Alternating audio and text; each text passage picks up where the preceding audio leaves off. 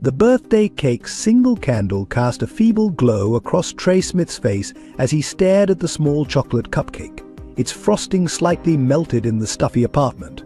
Through the window, laughter and music drifted up from the Bradley mansion across the street, where another birthday celebration was in full swing, complete with a professional DJ and what looked like half of Preston Elementary's 5th grade.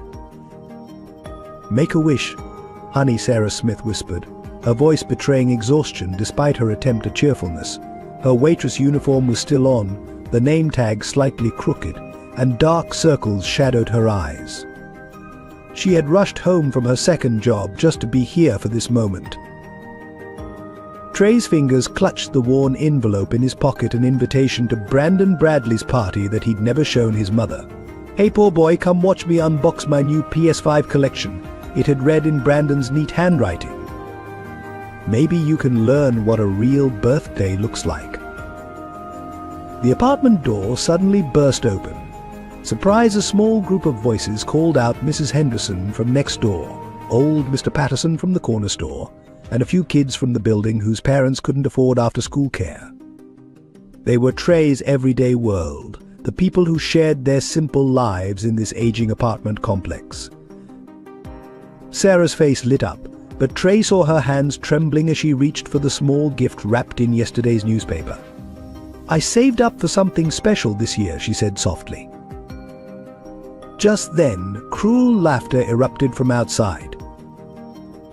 Brandon and his friends had gathered on their perfectly manicured lawn, phones pointed up at Trey's window. "Look at that pathetic little party," Brandon's voice carried clearly through the thin glass. "Bet that's not even a real cake." Trey's face burned with shame as he saw his mother's expression crumple for just a second before she forced a smile back on.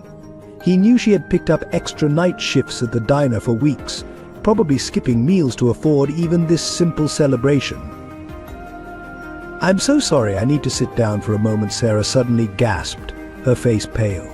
She swayed, reaching for the wall but missing, and collapsed onto the worn linoleum floor. Mom, Trey screamed, dropping to his knees beside her.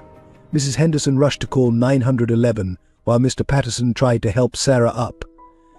Through his tears, Trey could still hear the laughter outside, now accompanied by the clicks of camera phones.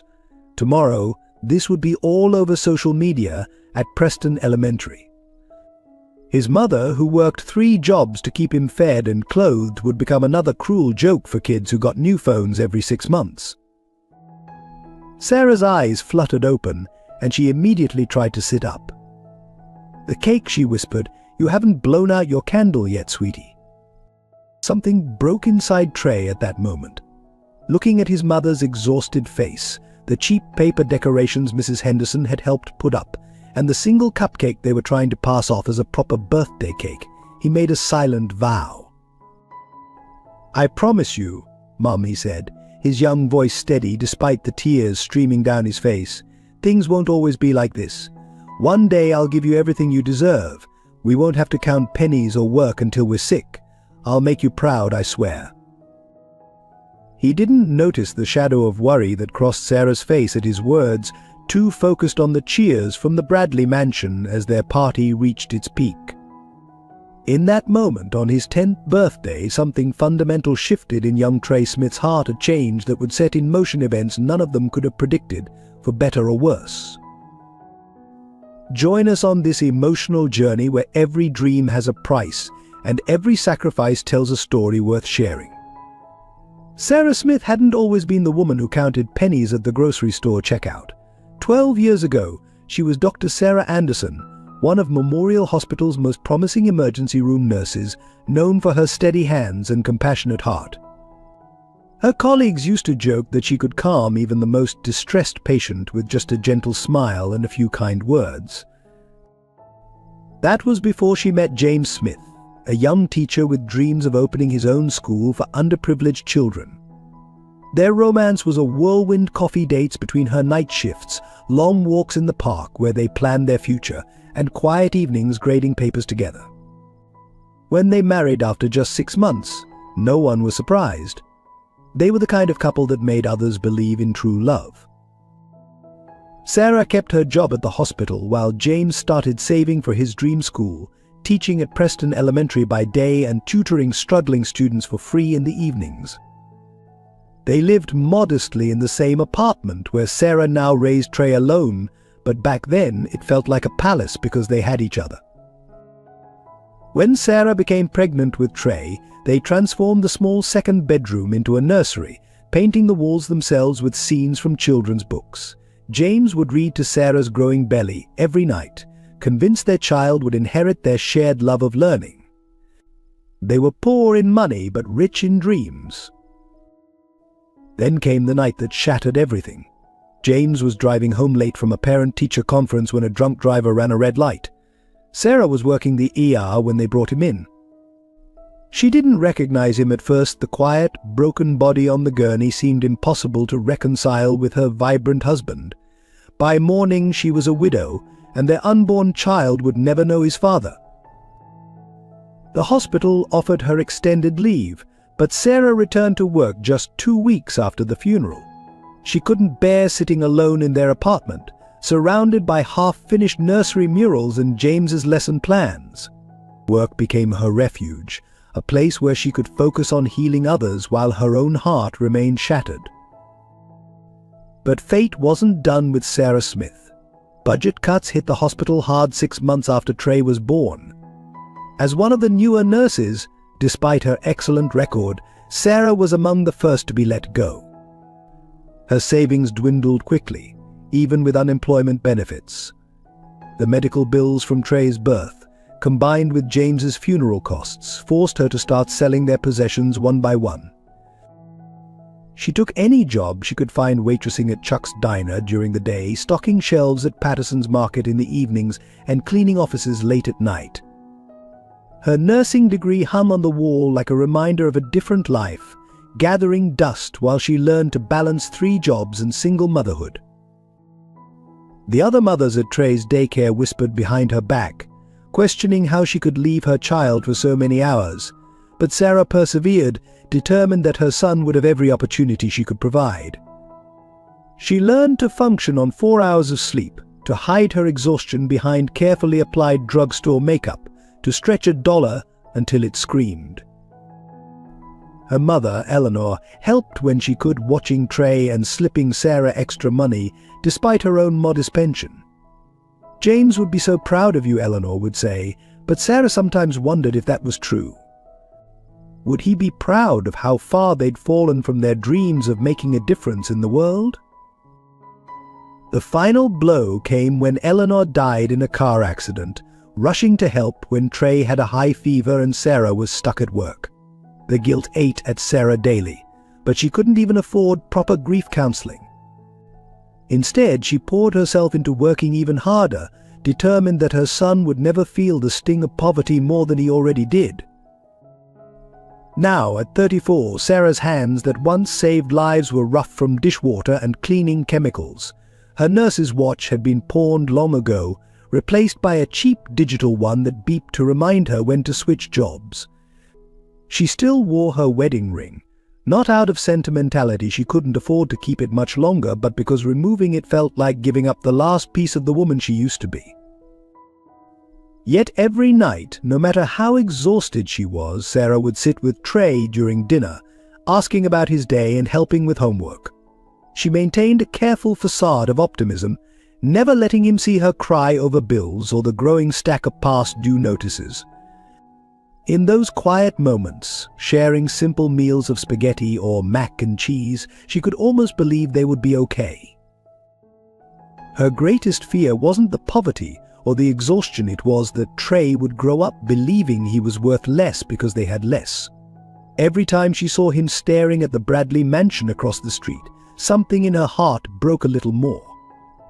But Sarah Smith kept going, because that's what mothers do.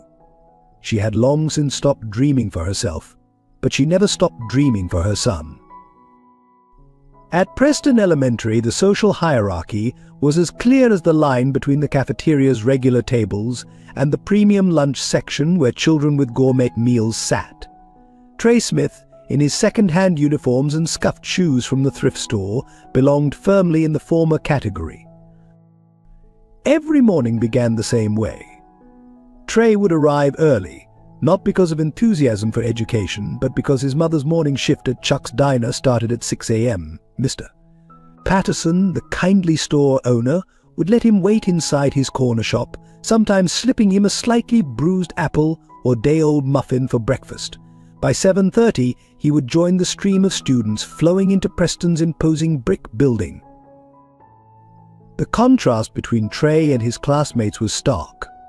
While others pulled out gleaming laptops and tablets for note-taking, Trey's backpack contained carefully preserved notebooks from the dollar store, each page precious because there wouldn't be money for new ones until next month. His pencils were stubby and well-used, often held together with tape, but they still wrote just fine. Brandon Bradley, whose father owned half the shopping centers in town, took particular delight in highlighting these differences. "Hey Smith," he would call out during computer class, "is your laptop still loading? Oh wait, you can't afford one?" The laughter that followed was always loud, always cruel, and always accompanied by the clicks of expensive phones capturing his humiliation. The teachers weren't much help. Most tried to be kind, but their sympathy often felt worse than the bullying. Mrs. Reynolds, his English teacher, once tried to give him a new notebook discreetly in front of the whole class. The whispers and snickers lasted for weeks. Even the school counselor's attempts to include him in activities backfired when it became obvious his mother couldn't afford the fees. Lunch period was the worst. Trey would sit alone at the far end of the cafeteria, carefully unpacking his sandwich always cut into two halves, because his mother believed presentation mattered even when the contents were just peanut butter and jelly. From his solitary spot, he could see Brandon's table, overflowing with friends and expensive lunchboxes filled with sushi and organic snacks.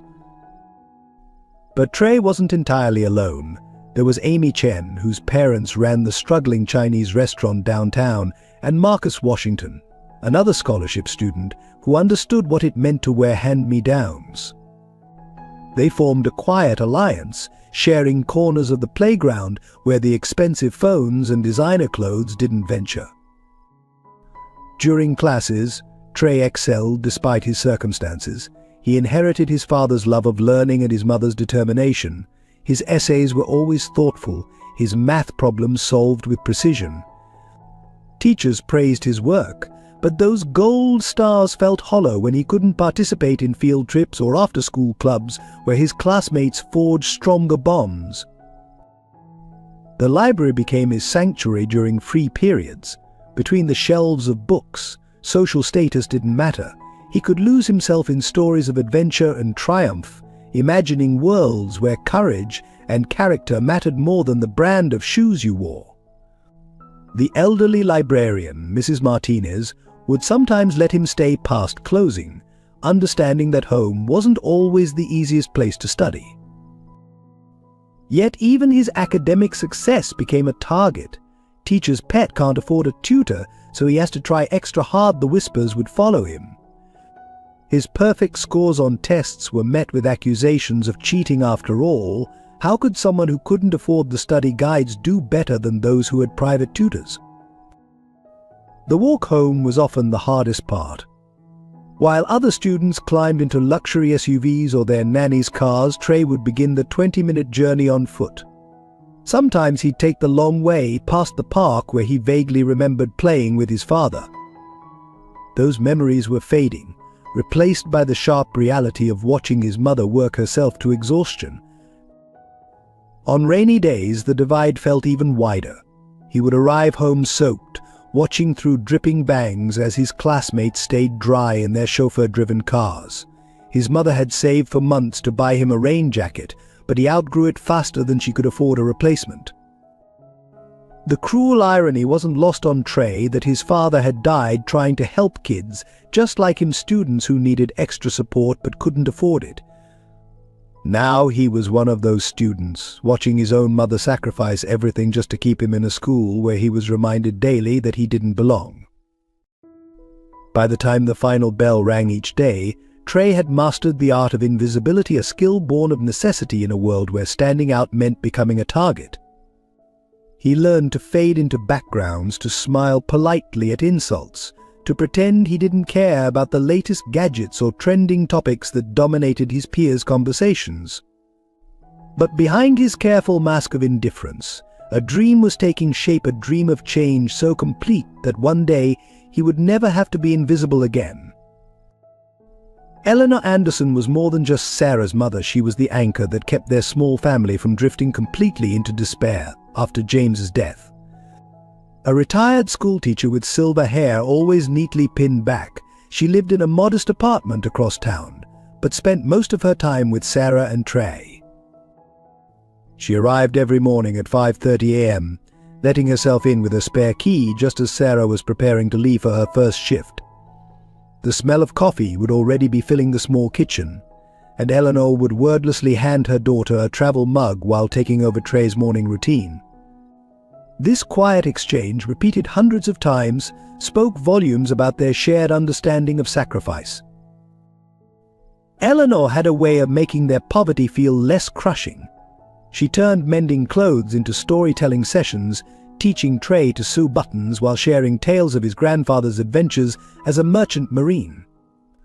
Under her guidance, homework became an expedition through knowledge rather than a reminder of their limited resources.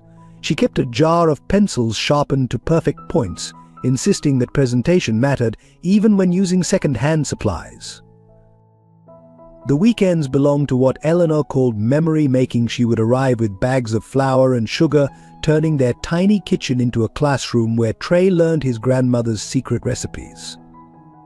"Your father proposed to your mother over my apple pie," she would say, showing him how to crimp the edges just right. These moments were precious, not just for the skills learned, but for the stories shared about James, stories that kept his memory alive for a son who never knew him. On Trey's 9th birthday, Eleanor gave him a leather-bound journal that had belonged to his father. He wrote about the school he wanted to build, she explained, about giving every child a chance to learn, regardless of what they could afford. The journal became Trey's most treasured possession, though some pages were stained with tears, both James's original ones and those added by his son. But Eleanor's greatest gift was her presence during Sarah's absences. She never made Trey feel abandoned when his mother worked late shifts. Instead, she created magical evenings filled with shadow puppet shows on the walls, using old sheets and flashlights to bring stories to life. She taught him to find beauty in simplicity, to see wealth in knowledge rather than possessions. When bill collectors called, Eleanor would turn up the radio, teaching Trey to waltz around their small living room. "Life will always have music," she would say, "if you know how to listen for it." She supplemented their meals quietly, always arriving with leftover casseroles that seemed suspiciously fresh, never mentioning that she was living on Social Security to help them make ends meet. The accident happened on a Tuesday evening. Trey had developed a high fever, and Sarah was stuck at the diner, unable to leave without losing her job. Eleanor, despite the brewing storm, didn't hesitate to drive across town. She never made it. The roads were slick, and a truck driver didn't see her car until it was too late. The police said she died instantly, but that provided little comfort. Sarah blamed herself for not being there, for relying so heavily on her mother.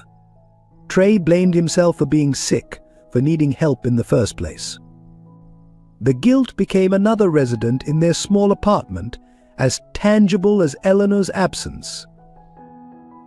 Eleanor's funeral was small but dignified, paid for with her modest life insurance. She was buried next to Trey's grandfather, with her favorite roses and a teacher's bell placed on her headstone.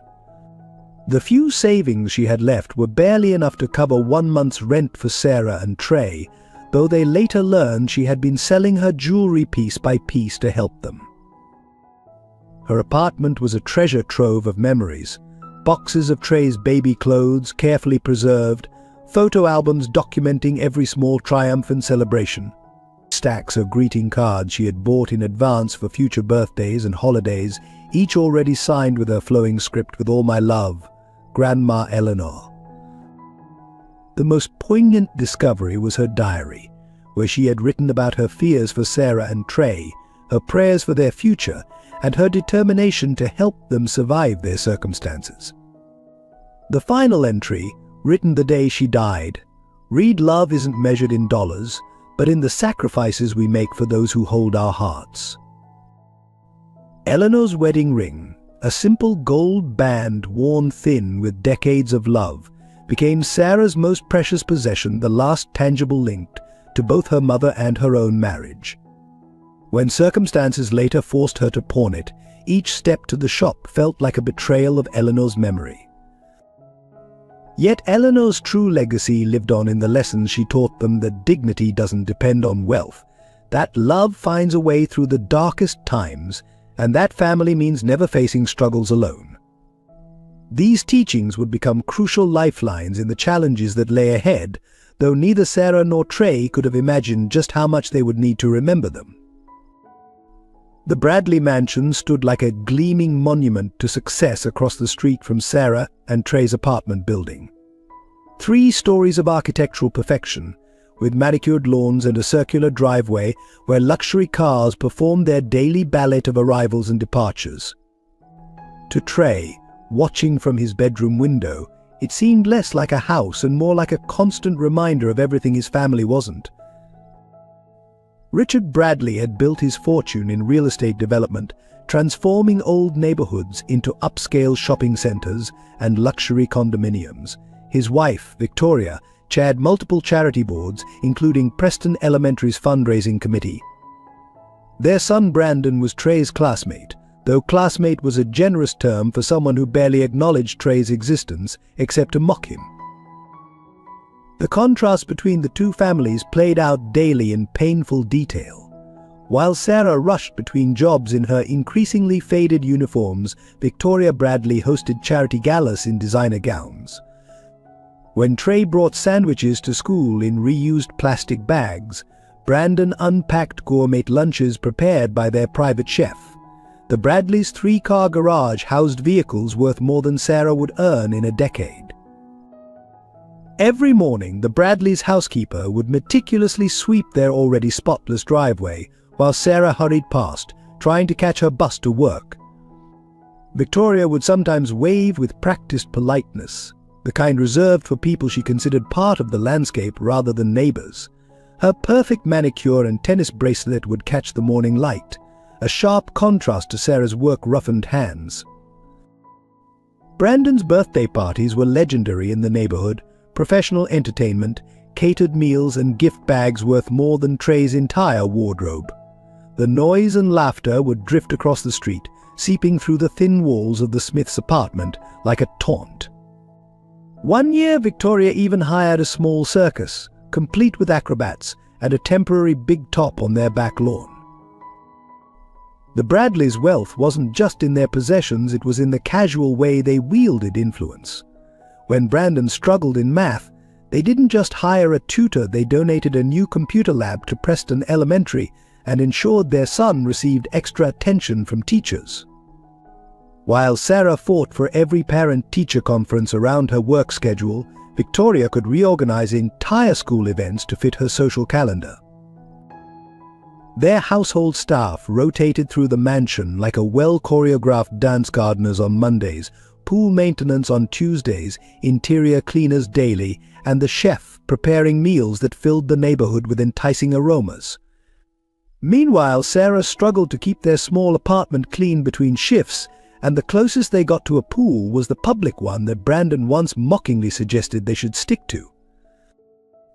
Richard Bradley's presence in the neighborhood was less visible but more impactful. His company had already bought several buildings on the block, and rumors circulated about plans to revitalize the area, a euphemism that sent shivers through the remaining low-income residents. Sarah's apartment building was one of the few not yet sold, though offers to the landlord were becoming increasingly aggressive. The social divide was perhaps most evident in the small interactions. When the ice cream truck visited during summer, Brandon and his friends would buy everything they wanted, then throw away half-eaten treats while Trey watched from his window, knowing his mother had exactly $2 set aside for a special weekend treat. At Halloween, the Bradleys distributed full-size candy bars and toys, making their house the neighborhood highlight, while Sarah carefully rationed grocery store candy to make sure they didn't run out. Even the seasons highlighted the disparity. The Bradleys' Christmas decorations were professional, installed in November, their tree visible through huge windows, perfectly coordinated in silver and gold. Sarah and Trey would carefully unpack their small artificial tree, hanging ornaments Eleanor had collected over years, each with its own story but showing signs of wear. Victoria's charity work added another layer of complexity to their relationship. She organized food drives and clothing donations, speaking passionately about helping the less fortunate, while seemingly blind to the struggles of those literally across the street. Sarah once found her own donated clothes given to a church drive being sorted by Victoria's committee, who deemed them too worn for their recipients. Yet there were moments when the facade cracked. Sharp arguments sometimes echoed from the mansion late at night. Brandon would occasionally be spotted sitting alone on their grand porch, looking as lost as any other child. Victoria's perfect smile sometimes slipped when she thought no one was watching, revealing a weariness that felt surprisingly familiar to Sarah. But these glimpses of humanity did little to bridge the gulf between their worlds. The Bradleys remained on their pedestal, orchestrating their perfect life, while the Smiths continued their daily struggle to maintain dignity in the shadow of such conspicuous wealth. It was a contrast that shaped both families in ways neither fully understood, a dynamic that would eventually crack open to reveal truths that would shake both households to their foundations. The day Sarah's world began to crumble started like any other at Memorial Hospital, where she had finally secured a part-time position as a medical records clerk. It wasn't nursing, but at least she was back in healthcare, earning slightly better wages than her service jobs. The familiar antiseptic smell and bustling corridors felt like coming home, even if she now worked in the basement instead of the ER. That morning she had arrived early as usual, checking Trey's homework one last time before Mrs. Henderson took him to school. Her desk, tucked between towering shelves of medical files, was organized with the precision of someone who couldn't afford mistakes. A small frame held Trey's school photo, his smile slightly forced in his thrift store dress shirt, but his eyes bright with his father's determination. The first hint of trouble came when she noticed senior staff hurrying into emergency meetings. Whispers of budget cuts and corporate takeover filtered through the building. Sarah kept her head down, focusing on her files, trying to ignore the knot forming in her stomach. She had seen this before, 12 years ago in the the same nervous energy, the same closed-door meetings. During her lunch break, eaten quickly at her desk to save money, her supervisor Lisa appeared with an HR representative. "Sarah, could you join us in Conference Room B?" The walk felt like a march to execution. Conference Room B was where they had laid her off as a nurse. Now history was repeating itself with cruel precision. Memorial Hospital has been acquired by Bradley Healthcare Systems, the HR representative began, his voice professionally detached. Sarah's heart stopped at the name. Bradley, the same family that lived across from her apartment. The same people whose wealth had been a constant reminder of her struggles. The terms were clear and brutal. The new management was digitizing all records. Her position would be eliminated in 2 weeks. They offered a severance package, 2 weeks' pay, and a letter of recommendation. The HR representative slid papers across the table with practiced efficiency, explaining the terms as if discussing the weather. Sarah's hands trembled as she signed the documents. Her mind raced through calculations: rent due in 10 days, Trey's school fees next week, the electricity bill she'd been juggling. The severance wouldn't cover half of it.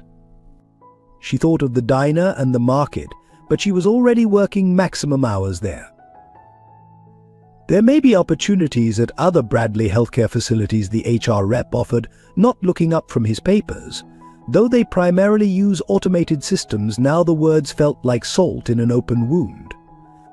Even her backup career was being erased by the same family that symbolized everything she couldn't provide for her son. Walking back to her desk, Sarah passed the emergency room entrance.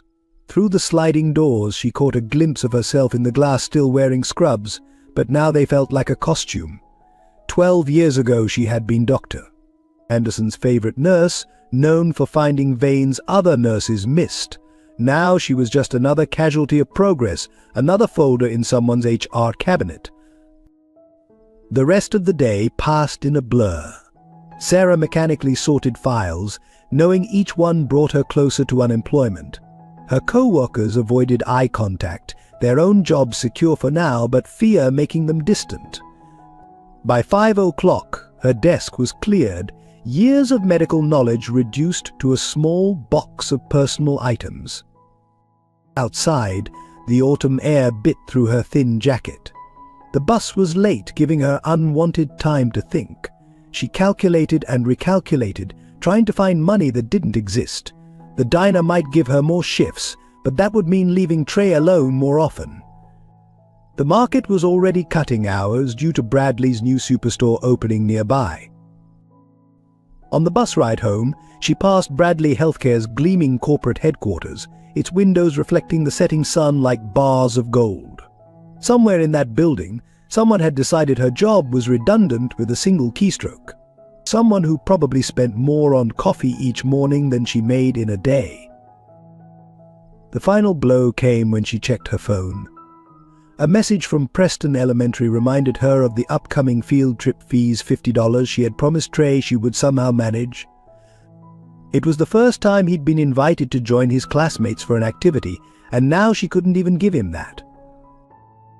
Climbing the stairs to her apartment, Sarah could see the Bradley mansion lit up for another evening soiree.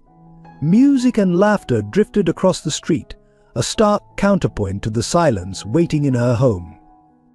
She thought of Eleanor, of what her mother would say in this moment. But Eleanor was gone, and with her the last safety net their family had. Sarah let herself into the dark apartment, not bothering with lights to save on electricity. In the quiet, she finally allowed herself to cry, but only for a moment. She had exactly 20 minutes before Trey would be home, and he couldn't see her like this. He couldn't know that their precarious balance had finally tipped toward disaster.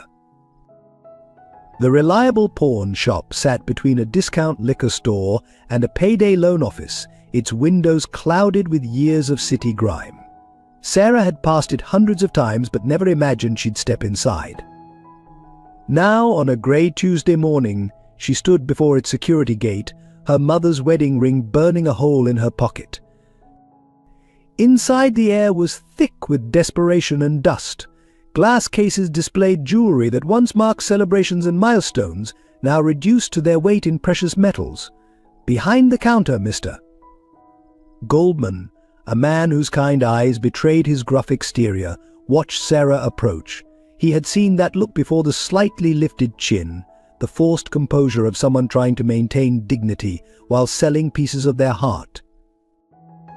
"It was my mother's," Sarah said quietly, placing the ring on the counter. Her hand shook as she unwrapped it from the handkerchief Eleanor had embroidered years ago. The gold band was thin from decades of wear, but the small diamond still caught the fluorescent light, throwing tiny rainbows onto the scratched glass counter. Mr. Goldman examined the ring with professional detachment, though his expression softened when he noticed the inscription inside, "Love endures, Henry Eleanor, 1962. He reached for his loop, more out of courtesy than necessity. They both knew Sarah wasn't here to negotiate. She was here because rent was due, and Trey needed new shoes for school. "I'll give you $400, he said finally, his voice gentle. The setting's a bit worn, but the stone's good quality. They both knew it was worth more, but pawning always meant accepting less than value. Sarah nodded, unable to trust her voice. $400 would cover rent, barely, but not the utilities or Trey's shoes. As Mr. Goldman prepared the paperwork, Sarah remembered the day Eleanor had given her the ring. It was just after James's funeral, when Sarah was still numb with grief and heavy with unborn Trey. Your father gave me this ring when we had nothing," Eleanor had said. "It reminded me daily that love is worth more than gold. Now it's yours to remember the same." The forms felt heavy in her hands. 30 days to reclaim the ring at a 20% interest rate. Sarah's signature was shaky as she signed, each stroke of the pen feeling like a betrayal. Mr. Goldman counted out the bills carefully, adding an extra 20 with a quick wink. "For good luck," he said, though they both knew it was pity. Walking out, Sarah caught her reflection in the shop window. She touched the empty space on her left hand where James's ring used to sit pawned 2 years ago for Trey's emergency room visit. Now Eleanor's ring would join it behind the bulletproof glass, another piece of family history sacrificed to survival. Outside, a young couple walked past, the girl admiring a new engagement ring that sparkled in the morning sun. Sarah quickly turned away, her eyes burning. She remembered James proposing with a ring he'd saved 6 months to buy, how they'd laughed about eating ramen noodles until the payments were done. That ring was long gone too, sold to cover James's funeral expenses. The bus ride home was a blur of calculations. $400 for rent, leaving nothing for bills. The diner owed her next week's pay, but that was already promised to Preston Elementary for Trey's overdue lunch account. She had picked up extra cleaning shifts, but that money was earmarked for winter clothes Trey had outgrown. Passing the Bradley mansion, Sarah noticed Victoria Bradley stepping into her chauffeured car, diamonds glinting at her throat and wrists. Victoria had once commented at a school function about how some people didn't understand the importance of maintaining appearances. Sarah wondered what Victoria would think of maintaining appearances while pawning your mother's wedding ring. At home, Sarah placed the pawn ticket in Eleanor's old recipe box, alongside other papers that marked their declined medical bills, past due notices, the letter terminating her nursing position. The box had once held family recipes, precious instructions for meals that brought them together. Now it held proof of how far they had fallen. That evening, as she prepared Trey's dinner spaghetti again, the cheapest meal she could make stretched, Sarah caught herself rubbing her empty ring finger. The phantom weight of Eleanor's ring seemed heavier now that it was gone. She thought of her mother's words about love being worth more than gold, wondering if Eleanor had ever imagined her cherished ring would end up in a pawn shop display case. When Trey asked about her bare hand at dinner, Sarah forced a smile. "Just getting it cleaned, honey," she lied, the words tasting bitter. She promised herself she would get it back somehow, add extra shifts, skip more meals, whatever it took. But deep down, she knew this was just the beginning of what they would have to sacrifice to stay afloat. The eviction notice arrived on a Thursday, slipped under their door like a death sentence printed on legal paper. Sarah found it when she returned from her night shift, her feet aching and uniform stained with coffee from a customer's careless gesture. The landlord's message was clear: 30 days to vacate. No exceptions, no extensions. Her hands trembled as she read the details. The building had been sold to Bradley Development Corporation, another piece of their lives being swept away by the family across the street. Plans for luxury condominiums were already approved by the city council. The generous relocation allowance offered wouldn't cover even first month's rent at the cheapest apartments in a safe neighborhood. Sarah sank onto their worn couch, the springs creaking in familiar protest. Through the window, she could see construction equipment already gathering around the block, like vultures circling their prey. Other buildings had already been emptied, their former residents scattered to wherever people go when they can't afford to stay in their own neighborhood. The room started spinning, black spots dancing at the edges of her vision. The combination of exhaustion, malnutrition from skipped meals, and this final blow proved too much. Sarah tried to stand, to reach for the phone, but her legs wouldn't cooperate. The last thing she saw before darkness claimed her was Eleanor's photo on the wall, her mother's smile suddenly seeming more worried than warm. Mrs. Henderson found her an hour later, coming to drop off some leftover bread from the bakery where her daughter worked. The thud from the apartment had caught her attention. Sarah was unconscious on the floor, the eviction notice still clutched in her hand, her breathing shallow and pulse racing. The ambulance arrived quickly, but Sarah regained consciousness only to refuse transport. "I can't afford it," she whispered to Mrs. Henderson, her voice cracking. "The insurance. We don't have." She didn't need to finish. They all knew an ambulance ride could mean the difference between eating next month or not. Trey arrived home from school to find his mother on the couch, Mrs. Henderson force-feeding her soup, while making phone calls to local shelters and affordable housing organizations. The look on his face, fear mixed with a child's desperate attempt to be brave, would haunt Sarah for months to come. "It's just a little dizzy spell," Sarah insisted, trying to sit up straighter. But her body betrayed her, trembling visibly. The room kept tilting sideways, and the headache pounding behind her eyes made even the dim afternoon light unbearable. Years of working multiple jobs, of sacrificing sleep and proper meals, had finally caught up with her. Mrs. Henderson's daughter brought over a blood pressure monitor from the pharmacy where she worked. The readings were alarming, dangerously high numbers that demanded immediate medical attention. But Sarah's protestations about costs won out. They compromised with over-the-counter medication and strict orders to rest. That evening, as Trey did his homework at the kitchen table, Sarah could hear him sniffling quietly. He was trying to hide his tears, just as she had hidden so many of her own. The eviction notice lay between them like a physical barrier, its legal jargon mocking their powerlessness. Through their thin walls came the sound of the Bradleys' latest party. Crystal glasses clinked, laughter floated across the street, and music from a live band drifted through their windows. Somewhere in that mansion, decisions were being made that would uproot dozens of families, all in the name of progress and profit. Sarah's phone buzzed with a text from the diner manager. Her shift tomorrow couldn't be covered. No work meant no pay. No pay meant no chance of finding a new apartment. The room started spinning again, and she pressed her palms against her eyes, willing herself to stay conscious. Trey's voice cut through her spiraling thoughts. "Mom," he asked, his voice small but determined. "Are we going to be okay?" The question hung in the air, heavy with all the things she couldn't promise him anymore. Security, stability, a home. Sarah opened her mouth to answer, to offer some maternal reassurance, but no words came. Instead, the room tilted sharply and darkness crept in again. She was vaguely aware of Trey's panicked voice calling her name, of Mrs. Henderson rushing in from next door, of someone mentioning 911 despite her previous refusal. As consciousness slipped away, Sarah's last coherent thought was of Eleanor. Her mother had always said God never gives you more than you can handle. But lying there, unable to even reassure her own son, Sarah wondered if perhaps this time the weight was finally too much to bear. The eviction notice fluttered to the floor, its harsh words blurring as Sarah's world faded to black.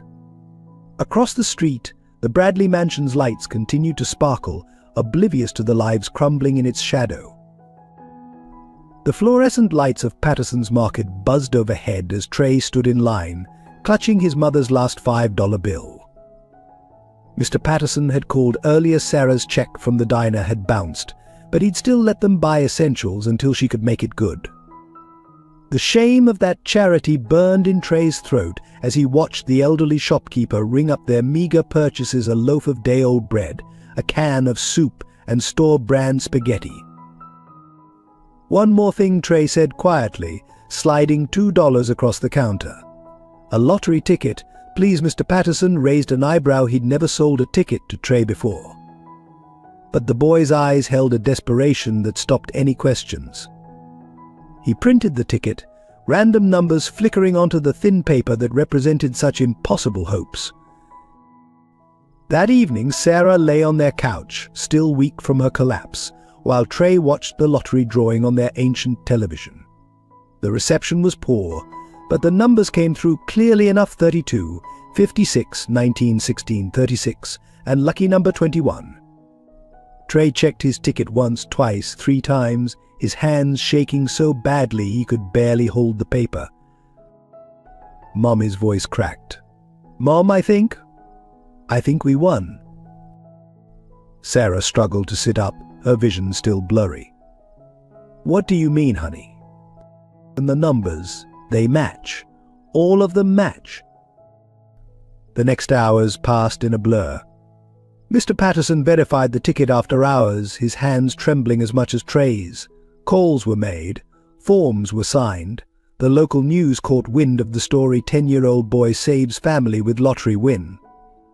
Photographers appeared outside their apartment, capturing the contrast between their humble home and the Bradley mansion looming in the background. The prize, after taxes, came to just over $1 million. To Trey, it might as well have been all the money in the world. To Sarah, it represented something far more complicated, hope tinged with terror. She'd seen what sudden wealth could do to people, how it could change them in ways that money could never fix. But Trey had already made up his mind. The morning after the win, he stood in their small kitchen, his father's old briefcase in hand, a thrift store purchase he'd saved 3 months of allowance to buy. "I'm moving out," he announced, his voice straining to sound older than his 10 years. "I can take care of myself now. You don't have to worry about me anymore." Sarah felt her heart fracture. "Trey, honey, that's not how this works. You're still a child, my child." "I'm a millionaire," he corrected her, chin lifted in a way that painfully reminded her of James. "I can hire people to take care of me." Better people than he stopped, but the unspoken words hung between them like poison. The lottery officials had been clear due to Sarah's recent medical issues and their precarious financial situation. The court would appoint a financial guardian for Trey's winnings. The money would be his, but managed professionally until he turned 18. Yet somehow, in the space of one night, her sweet boy who helped elderly neighbors with groceries had transformed into someone she barely recognized. "You've always said money is tight," Trey continued, his voice harder than any child's should be.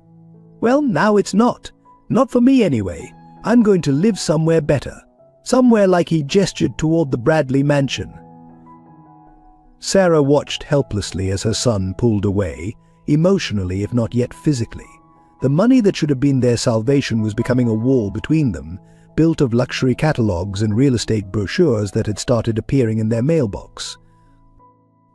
Later that night, Sarah found the remnants of Trey's childhood stuffed in garbage bags, his father's journal, the hand-knit sweaters from Eleanor, photos of simpler times. He had ordered all new things, designer versions of everything he'd ever been denied.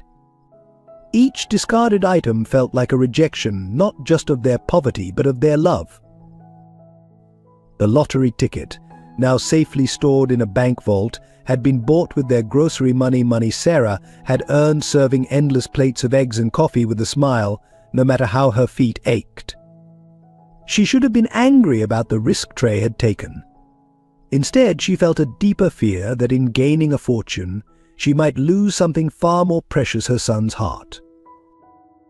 As she lay awake that night, listening to Trey scroll through luxury hotel websites on his new phone, Sarah remembered Eleanor's words about love being worth more than gold.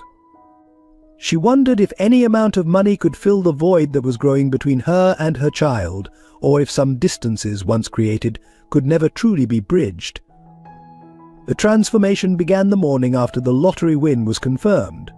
Trey Smith, who had worn thrift store clothes and counted pennies for school lunch just days before, now sat in the mahogany-paneled office of Hamilton Associates, Private Wealth Management. The leather chair dwarfed his small frame, but his expression carried a gravitas beyond his 10 years. Mr. Smith, the financial advisor, began, unconsciously adopting the formal tone he used with adult clients. "Your assets will be managed in a trust until you reach 18. However, you have access to a monthly allowance and can make supervised purchasing decisions." The man paused, noting how Trey's eyes never wavered, calculating and cold in a way that made him uneasy. "I want a suite at the Grand Plaza Hotel," Trey announced, his voice steady. "And I want to hire staff, a driver, a personal chef, and someone to buy me new clothes." The advisor exchanged glances with the court-appointed guardian, both adults struggling to reconcile this composed demands with the child before them. Sarah, sitting quietly in the corner, as required by law, felt each word like a physical blow. The son who had helped her clip coupons and understood why they couldn't afford name-brand cereals was vanishing before her eyes, replaced by a miniature version of the very people who had made their lives so difficult. The first purchase was a wardrobe from exclusive boutiques, designer suits tailored to his small frame, shoes that cost more than Sarah's monthly rent, watches that could have paid their utilities for a year. Trey insisted on burning his old clothes in the hotel parking lot, as if trying to incinerate every trace of his former life. Within days, he had established himself in the hotel's premium suite, the same one where visiting celebrities stayed. The staff, initially amused by their young resident, quickly learned he expected to be treated like any wealthy patron. He ordered room service for every meal, sending back dishes that didn't meet his newly acquired standards. Sarah was allowed to visit, but Trey set strict hours, like a business executive managing his calendar. He hired a personal shopper who worked exclusively with luxury brands, a nutritionist who planned organic, gourmet meals, and a tutor who could prepare him for private school applications. Each new hire was instructed to address him as Mr. Smith, never Trey. The media loved the story, the rags to riches tale of a child lottery winner. Reporters camped outside the hotel, capturing images of Trey in his bespoke suits, being chauffeured in a luxury car. Local news ran features about his inspiring transformation, though none seemed to question the disturbing nature of a 10-year-old living alone in a hotel. Most painful for Sarah were the small changes in his behavior. The way he now wrinkled his nose at the mention of spaghetti dinners, how he refused to hug her if she came straight from work, claiming her waitress uniform would wrinkle his suits. The calculated way he began referring to their old apartment as that place rather than home.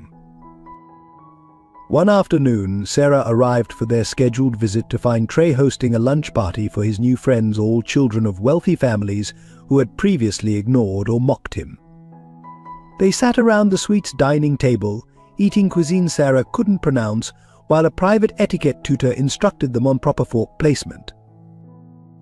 Mother Trey said when he noticed her, using the formal title he'd recently adopted, "I wasn't expecting you until 4. We're rather busy with our social obligations." The other children giggled, and Sarah recognized Brandon Bradley among them, now treating Trey like a beloved friend. That evening, alone in their apartment, Sarah found Trey's old piggy bank in the back of his closet.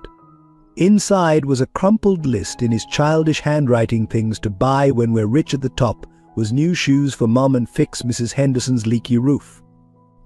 The current reality of designer suits and gourmet meals for one seemed a cruel mockery of those innocent dreams. The final blow came when Trey's lawyer delivered a message her son had decided to petition for emancipated minor status. The papers cited his financial independence and claimed his current living situation was more suitable for his social development than remaining with a single mother who worked service jobs. Sarah sat in their kitchen, holding the legal documents, remembering how just weeks ago they had sat here doing his homework together, sharing dreams about a better future. But their versions of better had diverged dramatically, hers involving family, love, and simple comforts, his apparently requiring the complete erasure of their shared past. Outside, a fleet of moving trucks arrived at the hotel, delivering custom furniture for Trey's suite. From her window, Sarah watched as her son directed the placement of each piece with the authority of a seasoned socialite. In just 2 weeks, poverty had loosened its grip on Trey Smith, but something far more precious seemed to be slipping away in its place. The Coleman Arms stood as a testament to opulence directly across from Sarah and Trey's old apartment building. Its gleaming facade, with floor-to-ceiling windows and private balconies, had always been a symbol of the life they couldn't access. Now Trey stood in the marble-floored lobby, signing a lease for the penthouse suite, while his mother watched from the street through rain-streaked glass. "Welcome home, Mr. Smith," the building manager gushed, handling the unusual situation of a child tenant with practiced diplomacy. The court-appointed guardian nodded approval as Trey selected finishing touches for his new residence: Italian marble countertops, custom wallpaper, smart home technology that could rival the Bradley mansion. The irony wasn't lost on Sarah that her son's new home offered a direct view into their old apartment windows. From his private terrace, Trey could look down on their former life like a monarch surveying his abandoned kingdom. The contrast was stark. His new home cost more per month than she had earned in a year. The moving-in process became a spectacle for the neighborhood. Professional decorators streamed in and out, carrying exclusive furniture pieces and artwork that cost more than Sarah's car. Trey supervised every detail with meticulous attention, rejecting anything that didn't meet his newly acquired standards of luxury. "The thread count in these sheets is insufficient," he informed the wide-eyed housekeeping staff, sounding like a miniature version of Victoria Bradley, "and I specifically requested Himalayan salt lamps for the meditation room." The staff scrambled to accommodate, treating him with the same deference they showed their adult residents. Sarah watched from her kitchen window as her son's new life took shape. Through the massive windows of his penthouse, she could see him hosting dinner parties for his new friends, all children of privilege who now treated him as one of their own. The same kids who had once mocked his free lunch status now competed for invitations to his personal chef's tasting menu. The building security staff had clear instructions. Sarah was allowed to visit, but only with advance notice and during specified hours. She needed to sign in like any other guest, subjected to the same scrutiny as delivery personnel. The first time she was asked to wait for approval before seeing her own son, something inside her crumbled. Trey's bedroom faced his old one across the street. At night, Sarah could see the soft glow of his new designer lamp, where once they had used a thrift store fixture with mismatched bulbs. His old room stood empty now, the walls still bearing tape marks from posters he'd refused to take to his new home. The penthouse quickly became a symbol of everything money could buy. Professional cleaners maintained its pristine condition. Personal shoppers kept the custom-built closets stocked with the latest fashions. A private chef prepared meals in the professional-grade kitchen, while Sarah continued to make spaghetti for one in their old apartment. One evening, Sarah noticed Trey standing on his terrace, staring at their old building. For a moment he looked like her little boy again, small and uncertain in the gathering dusk.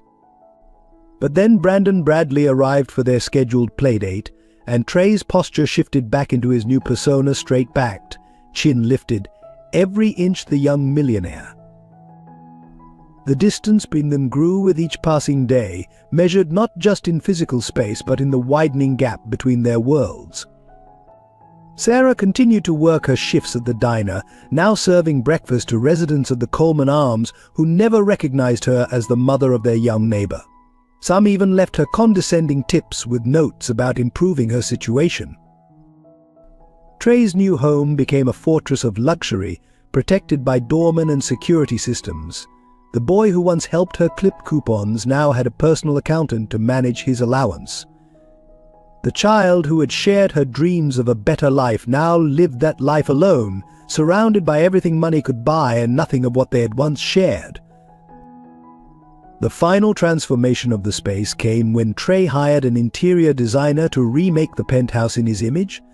Gone were the few personal items he had initially brought: his father's journal, family photos, the hand-knit blanket from Eleanor. In their place stood museum-quality artwork and custom furniture that could have been featured in design magazines. From her kitchen window, Sarah watched the delivery of a grand piano Trey had never played, but apparently every luxury apartment needed one.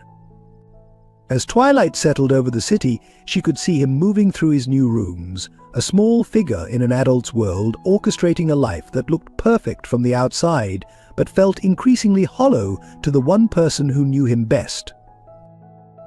The lights in both apartments came on as darkness fell, his automated by smart home technology, hers switched on by hand to save electricity.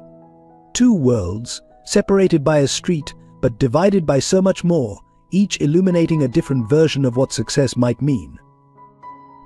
The transformation of Trey's social circle happened as suddenly as his financial windfall. Brandon Bradley, who had once led the mockery of Trey's free lunch status, now appeared at his door bearing an expensive gaming console as a housewarming gift. Behind him stood a carefully curated group of Preston Elementary's elite children whose parents' names graced hospital wings and university buildings. "Everyone's dying to hang out at your place," Trey Brandon announced, his previous contempt replaced by calculated friendliness. "Your private chef is like Instagram famous now." The other children nodded eagerly, their designer clothes and practiced smiles forming a sharp contrast to the memory of how they'd treated him mere weeks ago. Trey embraced his new role with uncomfortable enthusiasm.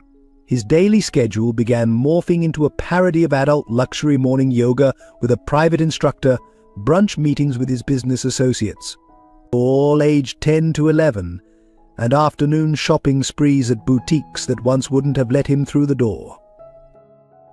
The new friends came with new rules.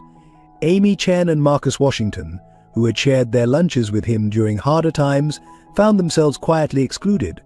"They just don't understand our lifestyle," Trey explained to Brandon, echoing words that had once been used against him. The irony seemed lost on him as he adjusted his custom-tailored blazer. His vocabulary shifted to mirror his wealthy peers. Words like basic and tacky peppered his conversation. He began referring to his mother as my former guardian in social situations. When Sarah brought him homemade cookies during an approved visit, he dismissed them as pedestrian. In front of his new friends, leaving the treats untouched on an imported marble counter. Social media became his new obsession. His private chef documented every meal, his personal shopper curated his wardrobe for maximum online impact, and his new friends taught him the art of the perfect selfie. Each post was carefully constructed to showcase his transformation from scholarship student to social elite. Weekend activities transformed from helping Mrs. Henderson with her groceries to hosting lavish pool parties in the Coleman Arms rooftop facility. Children who had once shunned him now competed for invitations, their parents suddenly discovering an interest in playdates with the charming lottery winner. Brandon took on the role of social gatekeeper, advising Trey on who was worth including in their circle. Remember, he counseled during one of their private brunches, "We're not just rich, we're influential. Some people simply don't belong in our world." The words echoed with familiar cruelty, but now Trey nodded in agreement. The influence of his new friends extended beyond social activities. Trey began mimicking their mannerisms, the slight lift of an eyebrow when something was deemed beneath them, the casual way they dismissed service workers, the practiced laugh that never quite reached their eyes. His childhood empathy seemed to fade with each passing day. During a particularly lavish dinner party, one of his new friends spilled sauce on an expensive rug. Without hesitation, Trey called for the cleaning staff, treating them with the same dismissive tone he had once endured from others. Sarah, arriving for a scheduled visit, witnessed this scene from the doorway, her son's transformed behavior stopping her in her tracks. His new circle introduced him to their family businesses and social obligations. Charity galas carefully selected for maximum social impact, junior golf club memberships, and private art lessons filled his calendar. Each activity seemed designed to further separate him from his former life. The children who now surrounded Trey had been raised in privilege, taught from birth to navigate the complex waters of wealth and social status. They molded him with subtle suggestions and carefully placed comments, each one pulling him further from his roots. "You can't wear last season's designers," they advised, "and charity work looks good for future college applications." Perhaps most telling was the change in his dreams. Where once he had talked about becoming a teacher like his father, helping kids who couldn't afford tutoring, now he spoke of investment portfolios and real estate development. His new friends nodded approvingly as he discussed potential business ventures, their young faces serious with inherited authority. The final symbol of his transformation came during a school assembly. When the principal announced a fundraiser for the scholarship program, the same one that had once helped Trey attend Preston Elementary, he joined his new friends in rolling their eyes. "People should learn to help themselves," he remarked, loud enough for his former classmates to hear. Sarah, working an extra shift at the diner to cover their old apartment's final bills, missed seeing this moment, but she felt its impact in every interaction with her son, each visit becoming more formal, more distant. The child who had once shared her dreams of making a difference was disappearing behind a facade of privilege crafted by those who had once made him feel worthless. The first time Trey referred to Sarah as the woman who used to take care of me, he was hosting a caviar tasting for his new social circle. The words fell from his lips with practiced casualness, but they struck Sarah, standing in the doorway for their scheduled visit, like physical blows. She watched her son delicately balance imported fish eggs on artisanal crackers, his small fingers mimicking the precise movements his wealthy friends had taught him. Their weekly dinners, once sacred family time, became carefully orchestrated performances. Trey insisted on meeting at upscale restaurants where Sarah felt painfully out of place in her work clothes. He would order in fluent French, correcting her pronunciation when she tried to read the menu, each correction widening the gulf between them. "Mother," he began saying during these dinners, the formal address replacing the warm mom of their past. "Perhaps we should discuss limiting our meetings to special occasions." His voice carried the same measured tone Victoria Bradley used when dismissing household staff. "My social calendar is becoming quite demanding." The physical distance was matched by emotional walls that grew higher with each passing day. When Sarah came to his penthouse apartment, she had to announce herself through the intercom system, often waiting while Trey's personal assistant checked if he was available.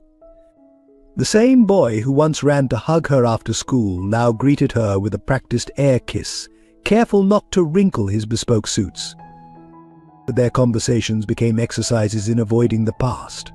Trey deflected any mention of their old apartment, their struggling neighbors, or the community that had supported them through hard times. When Sarah brought up Mrs. Henderson's failing health, Trey checked his phone, muttering about depressing topics ruining his appetite. One afternoon, Sarah arrived to find Trey and his new friends watching old news footage of their neighborhood on his massive TV screen, laughing at the quaint conditions they had once called home. "Can you believe I used to live like that?"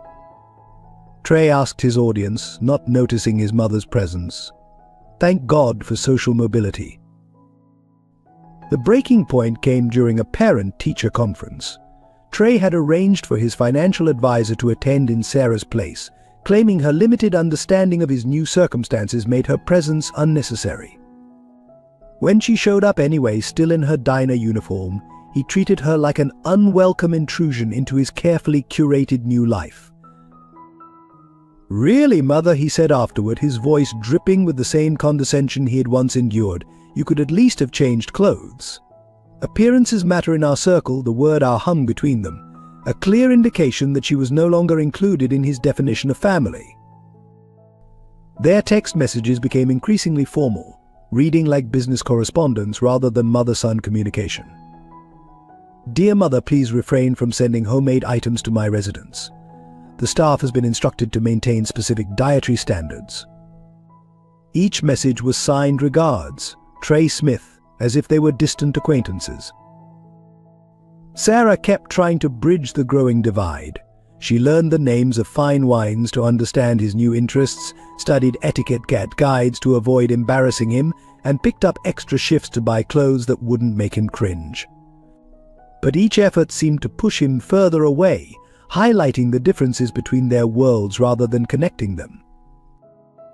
The photos in Trey's apartment told the story of his transformation, where once he had displayed family pictures, now there were only professionally shot portraits of himself in expensive settings. Their history together was literally being erased, replaced by carefully crafted images of wealth and success. During one of their increasingly rare interactions, Sarah noticed a familiar object in his trash, the journal his father had kept about his dreams of helping underprivileged students. When she retrieved it, Trey's reaction was immediate and harsh. "That belongs in the past," he said coldly. "I'm creating a new legacy now." The final indicator of their growing distance came in the form of an email from Trey's legal team. He was requesting that all future communication be handled through his representatives, citing the need for professional boundaries in their relationship. The lawyers used terms like emotional space and healthy separation, but the message was clear: her son was methodically removing her from his life. That night, alone in their old apartment, Sarah looked through Trey's baby book, tracing the journey from the infant she had cradled to the stranger who now lived across the street. Each page chronicled moments of love and connection that seemed impossible to reconcile with their current reality. As lights blazed in Trey's penthouse, where another exclusive party was beginning, Sarah wondered if wealth hadn't just divided their circumstances but had somehow stolen her son's heart entirely. The mirror in Trey's marble-clad bathroom reflected a stranger. At 11 years old, his transformation was more than physical. Designer clothes and perfectly styled hair were just the surface of a deeper metamorphosis. Gone was the boy who had helped elderly neighbors with their groceries. In his place stood a miniature tycoon, complete with pressed pocket squares and a smartphone permanently attached to his hand. Every morning began with a ritual that would have been comical if it wasn't so heartbreaking. His personal stylist, Ms. Winters, would lay out 3 outfit options, each costing more than Sarah's monthly rent. Trey would study each combination with the seriousness of a CEO preparing for a board meeting, often rejecting them all for perceived imperfections invisible to anyone else. The stitching on this Armani blazer is 3 shades darker than the pants he complained one morning, his voice carrying the practiced disdain of old money. And these loafers? They're practically screaming new wealth. Ms. Winters, who had dressed actual celebrities, found herself taking notes from a pre-teen about the subtle signals of social status. His speech patterns changed first, adopting the clipped tones and careful enunciation of his wealthy peers. Words like "actually" and "quite" peppered his conversation, each syllable measured for maximum effect. He developed a habit of slightly tilting his head when listening, a gesture borrowed directly from Richard Bradley's repertoire of condescending expressions. But late at night, when his penthouse fell quiet and his new friends had gone home, moments of uncertainty crept in. Security cameras caught him standing on his balcony, staring at his old apartment building, his carefully constructed facade cracking just enough to reveal the lost child beneath. These moments never lasted long. By morning, the mask would be firmly back in place. The transformation extended to his education. Trey hired tutors not just for academics, but for the subtle arts of wealth, wine appreciation with grape juice substitutes, art collection, and the proper way to dismiss servants without appearing cruel. Each lesson pushed him further from his roots, teaching him to view his past life as something to be overcome rather than honored. His new identity came with rules he absorbed like oxygen. Never wear the same outfit twice in a month. Always tip exactly 20%. Any more shows desperation to be liked. Any less suggests new money. Refer to private islands by their names, not their locations. Each guideline was another brick in the wall between his past and present. Food became a particular focus of his reinvention. The boy who had once savored his mother's spaghetti now sent back dishes at Michelin-starred restaurants for being pedestrian. His personal chef, trained in Paris, watched in bewilderment as this child debated the merits of different truffle varieties with the conviction of a seasoned gastronome. Social media documented his transformation in real time. Each post was carefully curated to showcase his new lifestyle while erasing any trace of his former existence. Photos were staged to capture the perfect angle of his penthouse view, his designer accessories casually but strategically placed in each frame.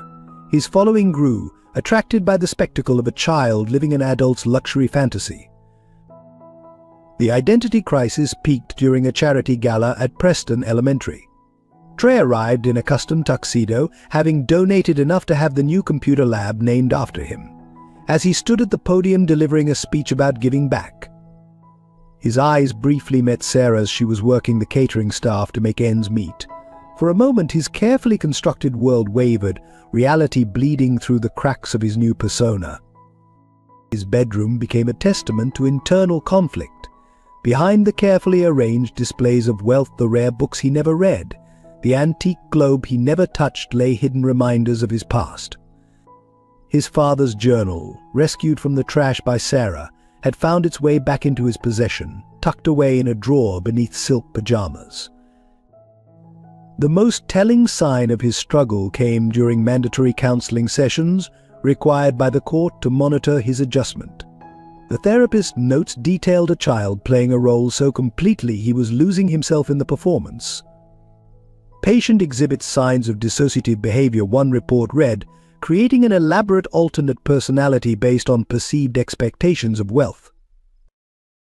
His nightmares, when they came, featured him drowning in designer suits, unable to swim because the proper etiquette for drowning hadn't been covered in his lessons. He would wake gasping, reaching for a comfort his imported Egyptian cotton sheets couldn't provide. These moments of vulnerability were his most closely guarded secret. Not even his personal assistant was allowed to know about the night terrors. The transformation reached its symbolic peak when Trey legally changed his signature. Gone was the childish scrawl that had signed birthday cards to his mother. In its place appeared a practiced flourish that could have graced banknotes. He spent hours perfecting it, each loop and curve designed to suggest old money confidence rather than new money enthusiasm. But perhaps the most profound change was in his eyes. Photographs from before the lottery showed a child's open gaze, full of hope and possibility. His new official portraits captured something else, a calculated stare that evaluated everything and everyone for their potential value. The warmth that had once made him Mrs. Henderson's favorite neighbor had been replaced by a cold efficiency that would have made any corporate raider proud.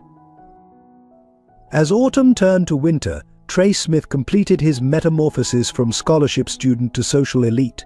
Every trace of his former self had been carefully erased, marketed, or reimagined to fit his new narrative.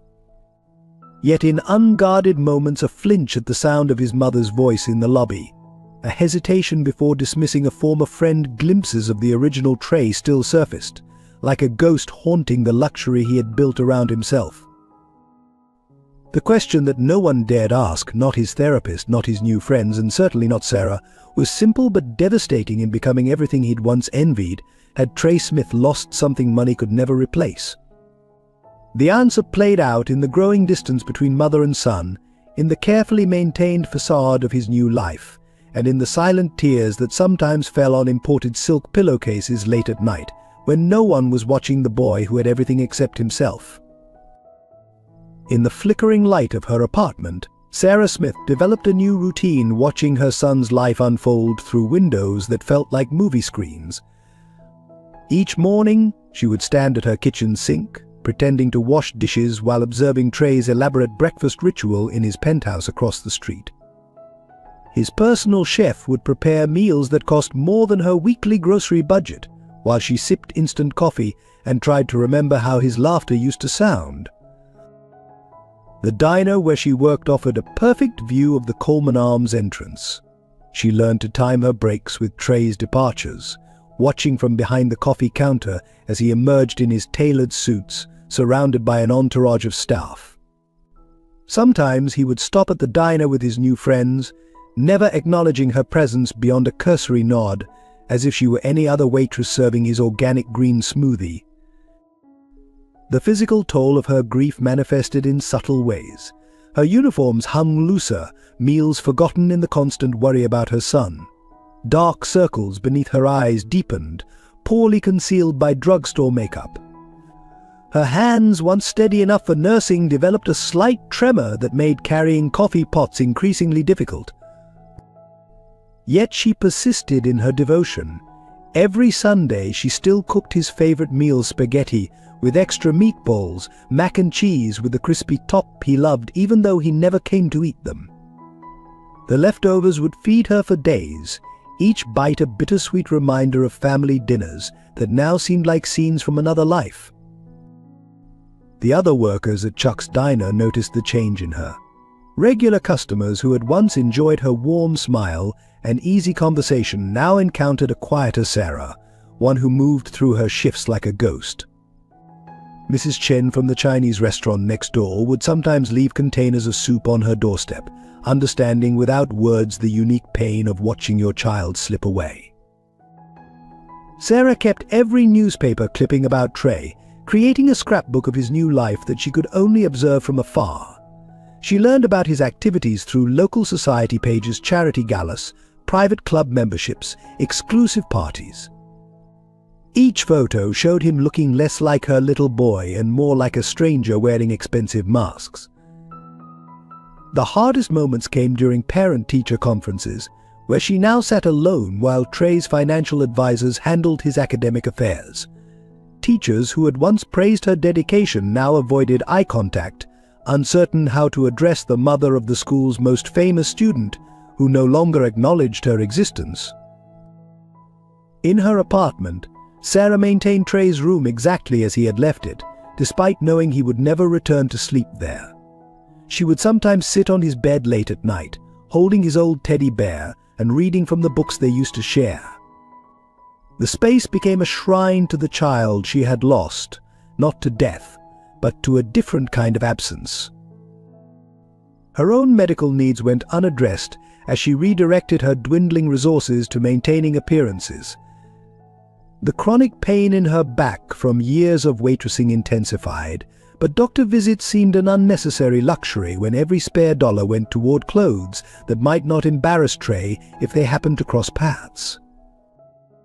The wedding ring she had pawned to pay their rent remained unredeemed, but Sarah continued to visit it weekly at Mr. Goldman's shop. She would stand before the display case, remembering Eleanor's words about love being worth more than gold, wondering if her mother had ever imagined wealth could build walls higher than poverty ever did. During her rare approved visits to Trey's penthouse, Sarah maintained a careful facade of her own.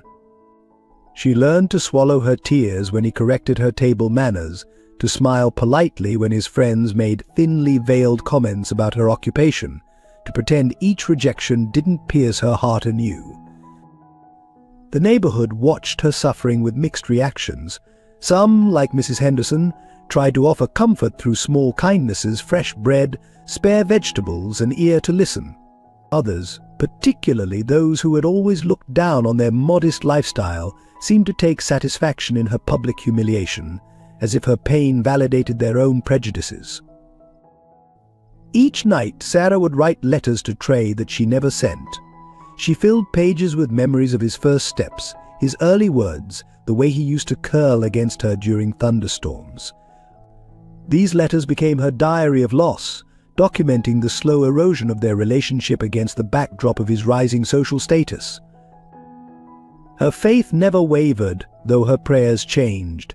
Where once she had asked for financial security, she now prayed simply for her son to find his way back to himself. She kept his father's photo by her bed, sometimes asking James in whispered conversations how to reach their child through the fortress of wealth he had built around himself. The city's changing seasons marked time's passage with cruel efficiency. Fall brought college preparation meetings she wasn't invited to attend. Winter saw holiday parties she could only glimpse through windows. Spring heralded charity events where she served appetizers to guests cooing over her son's generosity, never knowing the server in the corner was his mother. Yet through it all, Sarah maintained her dignity with a quiet grace that even her son's new wealthy friends couldn't help but notice. She never spoke ill of Trey to curious reporters who sometimes sought her out. She never corrected those who dismissed her as the former guardian in social situations.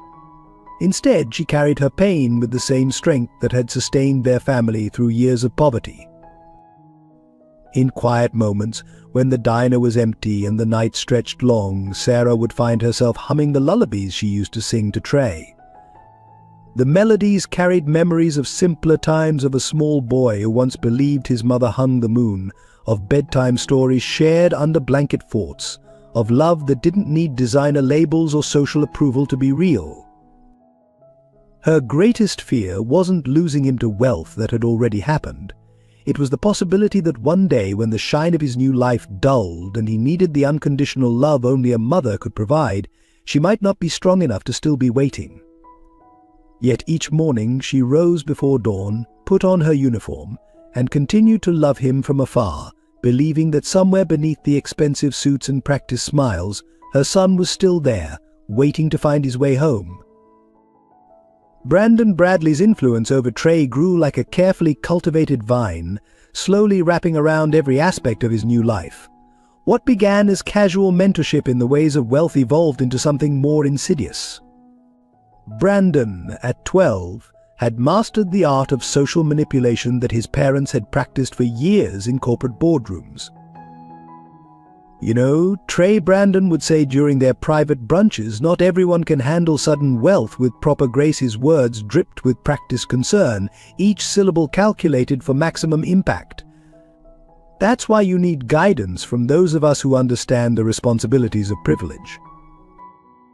The transformation began subtly. Brandon introduced Trey to his family's private tailors, teaching him the subtle differences between merely expensive clothes and those that signaled old money status. "Notice how my father's suits are never obviously designer," he'd explain. "That's because true wealth whispers, it doesn't shout." Their friendship became a masterclass in social engineering. Brandon orchestrated Trey's social calendar, determining who was worthy of inclusion in their inner circle. Former friends were systematically excluded, their attempts at contact dismissed as social climbing. Even Amy Chen, who had shared her lunch with Trey during harder times, found herself quietly blacklisted. Brandon's influence extended into every corner of Trey's new life. He advised on staff hiring, suggesting his family's trusted personnel. Soon, Trey's household staff reported to Brandon as much as they did to their official employer. Information about Trey's daily activities, his visitors, and especially his interactions with Sarah flowed directly to Brandon's careful ears. Their shared social media presence became carefully choreographed performances. Brandon taught Trey the art of the calculated post, how to showcase wealth while appearing humble, how to reference privilege while seeming grateful.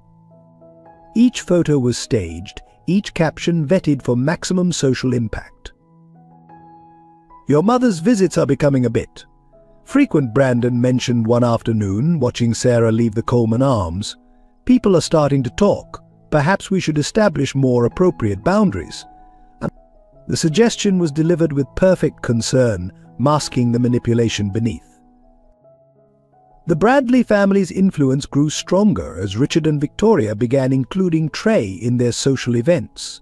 Private yacht parties, exclusive club memberships, and invitation-only charity galas filled his calendar. Each event pulled him further into their orbit, making Brandon's presence in his life seem not just natural but necessary.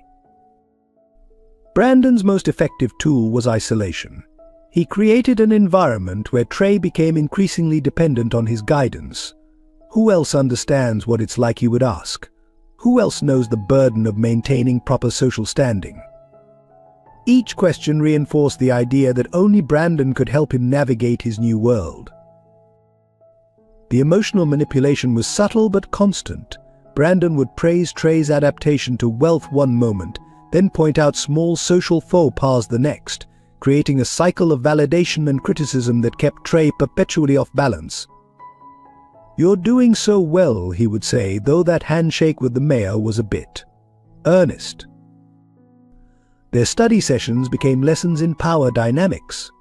Brandon taught Trey how to leverage his wealth for influence at school, how to ensure teachers' cooperation through carefully timed donations, how to maintain academic standing without appearing to try too hard. "Excellence is expected," Brandon would say, "but obvious effort is gauche." The relationship between them shifted from friendship to something more complex. Brandon became both mentor and gatekeeper, controlling Trey's access to the social world he desperately wanted to belong to. Each invitation, each introduction, each social opportunity came with strings that Brandon pulled with expert precision. Even Trey's personal spaces reflected Brandon's influence. His penthouse decor, his choice of art, his daily routines all bore the Bradley stamp of approval. The few remaining items from his past life were gradually removed, deemed inappropriate for his new status. Each change was suggested with such careful logic that Trey believed the decisions were his own. Brandon's most masterful manipulations centered on Trey's relationship with Sarah. He never openly criticized her, instead expressing concern about how her presence might complicate Trey's social development. "It's admirable how much you've overcome," he would say, letting the implications hang in the air. Their conversations increasingly focused on future plans, prep schools, college choices, business opportunities. Brandon painted pictures of a shared future where they would control corporate empires together, their childhood friendship evolving into powerful business alliances. Each discussion made their current dynamic seem more crucial, more permanent. Behind it all, Brandon maintained his own agenda, carefully hidden beneath layers of apparent friendship. His parents' business interests became increasingly entwined with Trey's trust fund investments. Social introductions led to business opportunities for Bradley development. Each connection strengthened their hold over the young millionaire's future. As autumn turned to winter, Brandon's influence reached its peak. Trey's decisions, his attitudes, even his dreams had been shaped by the Bradley heir's careful guidance. The transformation was so complete that few remembered the boy who had once counted pennies for lunch. In his place stood a carefully crafted reflection of Brandon Bradley's own privileged worldview. Yet in quiet moments when Brandon thought no one was watching, a different expression would cross his face, something calculating, almost predatory. These glimpses revealed the true nature of his influence, though Trey remained blind to them, too deeply enmeshed in the web of social manipulation to see its architect clearly. The first hint of Brandon's true intentions surfaced during a seemingly innocent conversation about Trey's trust fund investments. "You know," Brandon mentioned casually over their usual Sunday brunch, "Father's new development project could really use an angel investor. Someone young, visionary, someone like you." The suggestion came wrapped in friendship and future promises, but beneath lay something darker. Brandon's father, Richard Bradley, had begun appearing at Trey's financial meetings, offering investment advice that consistently steered towards Bradley development projects. Each suggestion was presented as an exclusive opportunity, a chance to join the inner circle of real estate development. Warning signs appeared in small details. Documents requiring Trey's signature began arriving during their social gatherings, presented between courses at dinner parties or during gaming sessions. The papers, thick with legal jargon, were explained away as routine paperwork by Brandon, who encouraged quick signatures to avoid spoiling the fun. Sarah, still watching from afar, noticed the increasing presence of Bradley development executives at Trey's penthouse. Through the diner's windows, she observed multiple late-night meetings, her son's small figure dwarfed by men in expensive suits. Each gathering left Trey looking more tired, less like himself. The manipulation extended to Trey's personal staff. His original financial advisor, recommended by the court, was gradually replaced by Bradley-approved consultants. His security team was upgraded to personnel from Bradley's private force. Even his personal chef was exchanged for one who served the Bradley family, ensuring Trey's daily routine aligned perfectly with Brandon's schedule. School became another battlefield of subtle control. Brandon orchestrated study groups that doubled as social screening sessions, determining which classmates could approach Trey. Academic projects mysteriously always paired them together, their presentations focusing increasingly on real estate development and investment strategies. Mr. Patterson, still running his corner store, observed the changes with growing concern. He noticed Bradley development representatives photographing his building, whispering about prime locations and property acquisition. When he mentioned this to Trey during a chance encounter, Brandon quickly steered his friend away, dismissing the old shopkeeper's concerns as small business paranoia. The transformation of Trey's social media presence became more pointed. Posts began featuring Bradley development properties with carefully worded captions about future investment opportunities and visionary development. Each photo op positioned Trey beside Brandon, their friendship presented as an unbreakable business alliance. Victoria Bradley's influence grew more pronounced, her charity galas becoming stages for public displays of Trey's integration into their world. She introduced him as practically family while simultaneously orchestrating situations that isolated him from his actual family. Each event pulled him deeper into their orbit, making the Bradleys seem indispensable to his success. Legal documents began appearing in Trey's mail proposals for joint ventures, investment opportunities, property acquisitions. All led back to Bradley development, each contract binding Trey's future more tightly to their empire. Brandon presented each document as another step toward their shared destiny, making any hesitation seem like a betrayal of their friendship. The pressure increased subtly but steadily. Brandon's compliments became conditional on Trey's compliance with Bradley family suggestions. Social invitations arrived with strings attached, each acceptance drawing him further into their web of influence. The once clear line between friendship and business began to blur. Mrs. Henderson, watching from her apartment window, noticed men in suits examining their building structure, taking measurements, discussing demolition costs.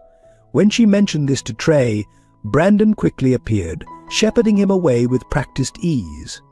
Old buildings, old people, he remarked later, both eventually need to be replaced. Trey's personal accounts began showing unusual activity, large transfers to Bradley-controlled entities, investments in their subsidiaries, donations to their preferred charities. Each transaction was explained away as strategic positioning or social responsibility. The numbers lost in a maze of financial jargon that Trey struggled to understand. The betrayal crystallized in small moments: Brandon's quick glances at his phone when Trey shared personal information, the way conversations steered inevitably toward business opportunities, the subtle pressure to distance himself from anyone outside their circle. Yet Trey, desperate to belong, convinced himself these were normal aspects of wealthy friendship. Sarah, serving coffee to Bradley development executives, overheard snippets of conversation about the Smith acquisition and securing the trust fund. She watched helplessly as her son became entangled in a web of adult manipulation, his newfound wealth making him a target for those who had once dismissed him. Late at night, Brandon's mask occasionally slipped. During video game sessions or casual conversations, hints of his true nature emerged, calculated comments about Trey's youthful naivety or the convenience of their friendship. These moments passed quickly, buried under layers of manufactured camaraderie and shared secrets. The final warning sign came disguised as a celebration. Brandon organized a lavish party in Trey's penthouse, inviting their entire social circle. As cameras flashed and social media posts multiplied, contracts were passed around, signatures gathered, deals sealed. Each document represented another piece of Trey's independence surrendered to the Bradley empire, all in the name of friendship and future success. Yet through it all, Trey remained blind to the manipulation, seeing only the friendship he desperately wanted to believe in. Each step toward the Bradleys felt like a step up the social ladder, each signature another brick in the foundation of his new life. The trap was closing, but to its willing prisoner it looked like a golden opportunity. The truth began to unravel on a rainy Tuesday evening during one of the Bradley family's elaborate dinner parties. Trey, dressed in his finest suit, sat at their mahogany dining table, surrounded by the trappings of wealth he'd come to see as normal.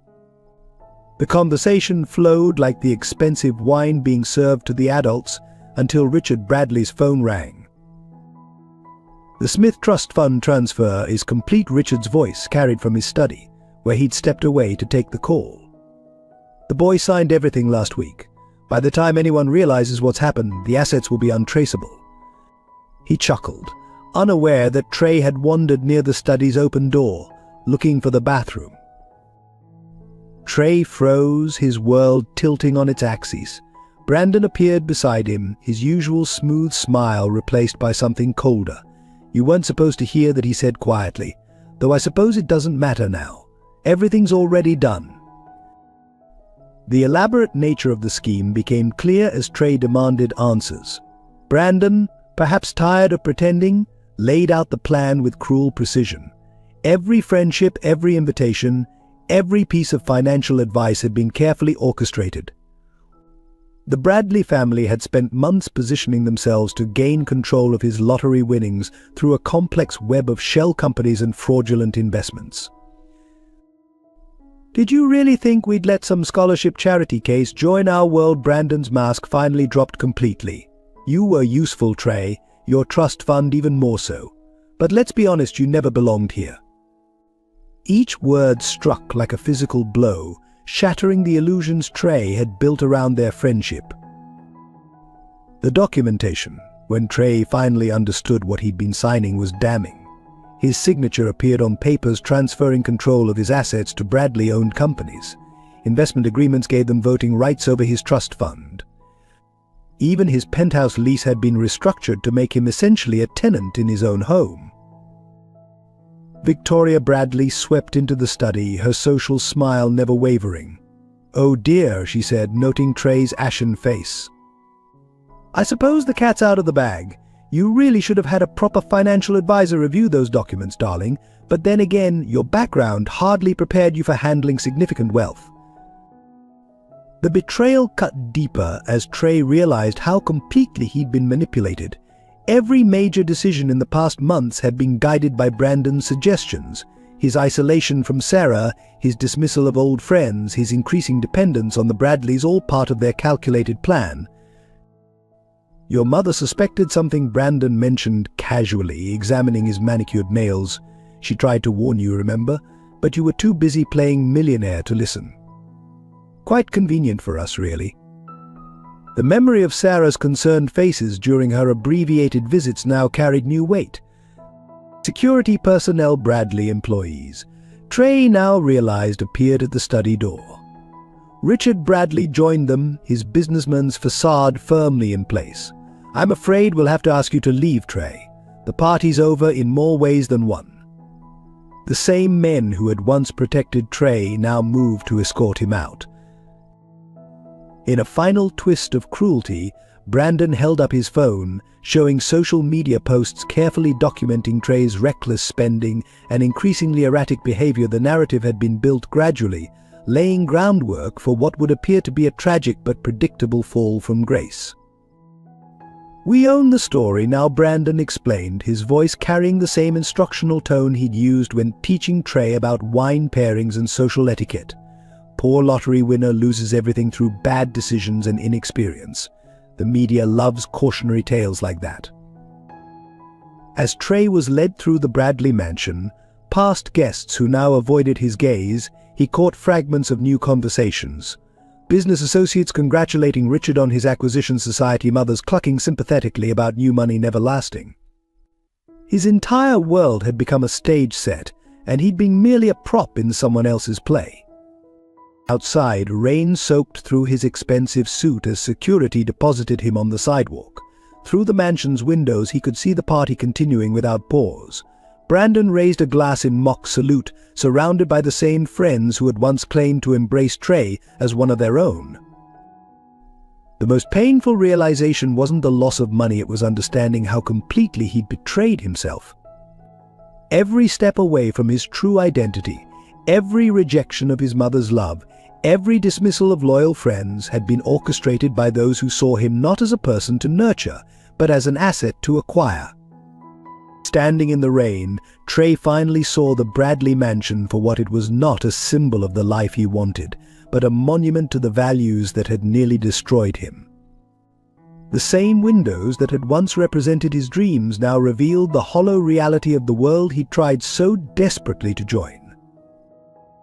His phone buzzed with notifications, his accounts being systematically locked, his access to the penthouse revoked, his credit cards cancelled. The Bradley machine moved with brutal efficiency, dismantling the life they had helped him build. Each alert represented another piece of his false identity being stripped away. Through the deluge, Trey could see lights on in his old apartment building. His mother would be home from her evening shift at the diner, probably warming up leftover spaghetti, worrying about him as she had every day since his transformation began. The distance between them now seemed vast, but for the first time in months he knew which direction led home. The media storm broke with devastating precision the morning after Trey's expulsion from the Bradley mansion. Headlines screamed across local newspapers: lottery winners fall from grace and child millionaire squanders fortune. Each story painted a carefully crafted narrative of reckless spending and poor judgment, conveniently ignoring the sophisticated manipulation behind his downfall.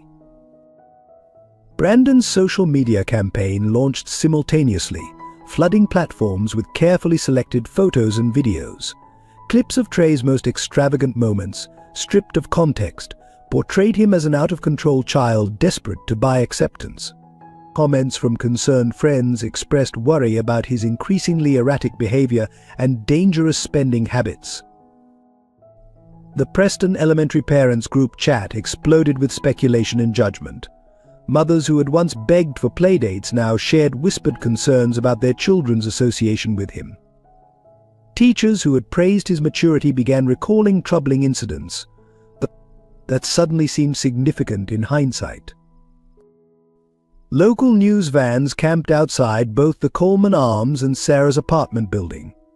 Reporters ambushed her as she left for work, shoving microphones in her face while asking loaded questions. Did you see signs of your son's spending addiction? Were there early indicators of his inability to handle wealth? Each query twisted the knife deeper. Victoria Bradley gave a masterfully crafted interview to the city's most prestigious newspaper. We tried to guide him, she sighed, perfectly rehearsed tears glistening. But some people simply aren't prepared for the responsibilities of wealth. Perhaps if he'd had a more stable upbringing. The character assassination was elegant, thorough, and completely deniable. Anonymous sources began feeding stories to tabloids about wild parties, outrageous purchases, and questionable investments. Each tale contained just enough truth to seem plausible, wrapped in layers of exaggeration and outright lies. The Bradley name was never mentioned, except as concerned family friends watching a tragedy unfold. Trey's former staff, now revealed as Bradley plants, contributed their own stories. His personal chef detailed obsessive demands for expensive dishes. His driver described late-night adventures that never happened. Each betrayal was carefully orchestrated to support the narrative of a child corrupted by sudden wealth. Professional reputations were weaponized against him.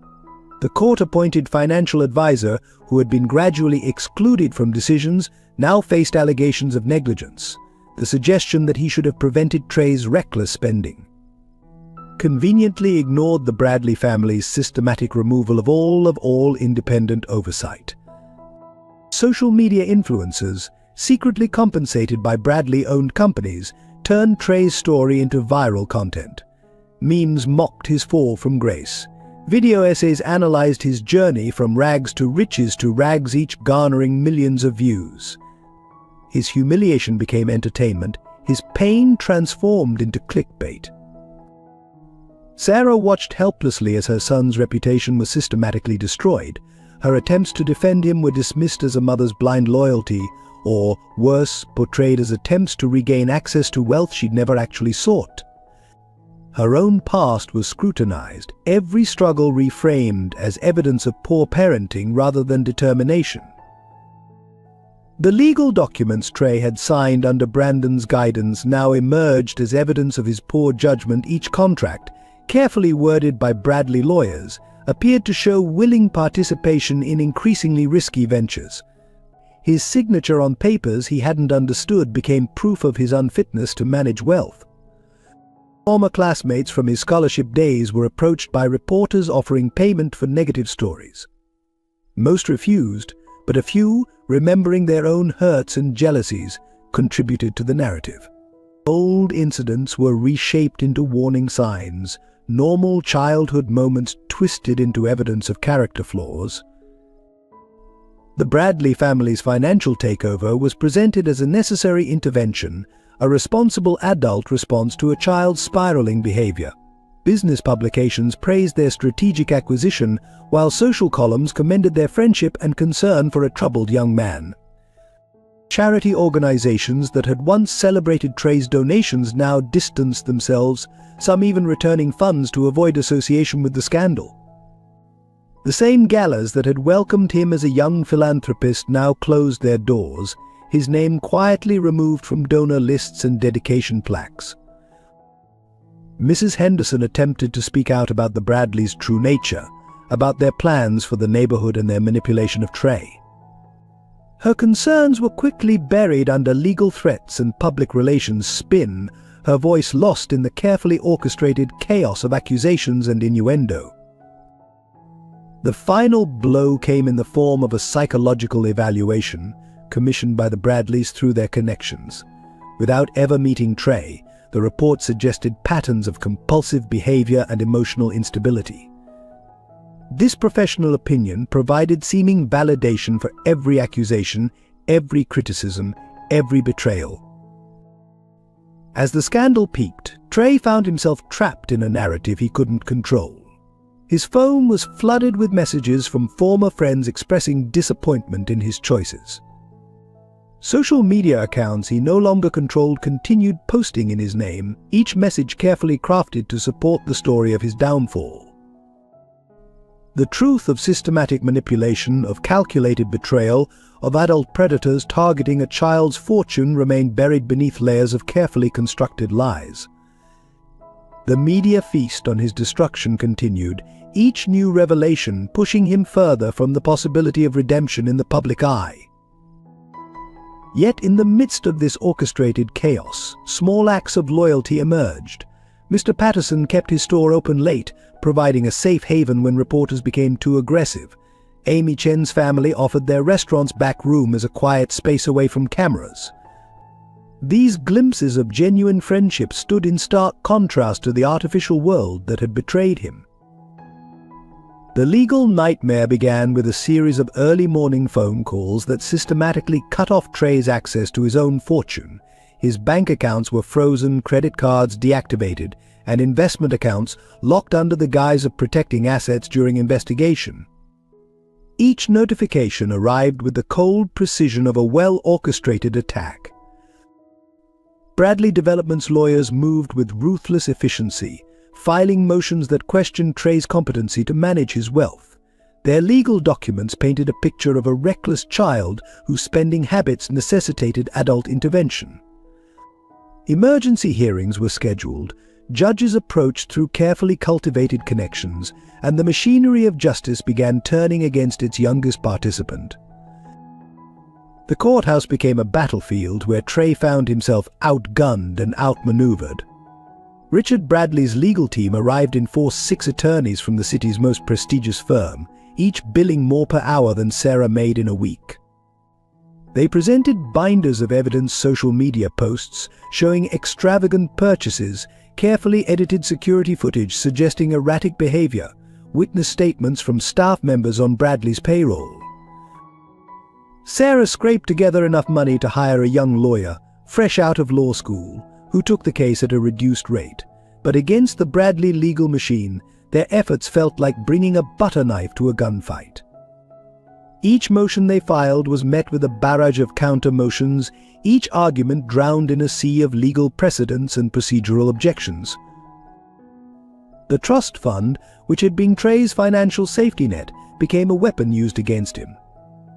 Bradley's lawyers argued that his pattern of irresponsible decisions necessitated immediate adult oversight.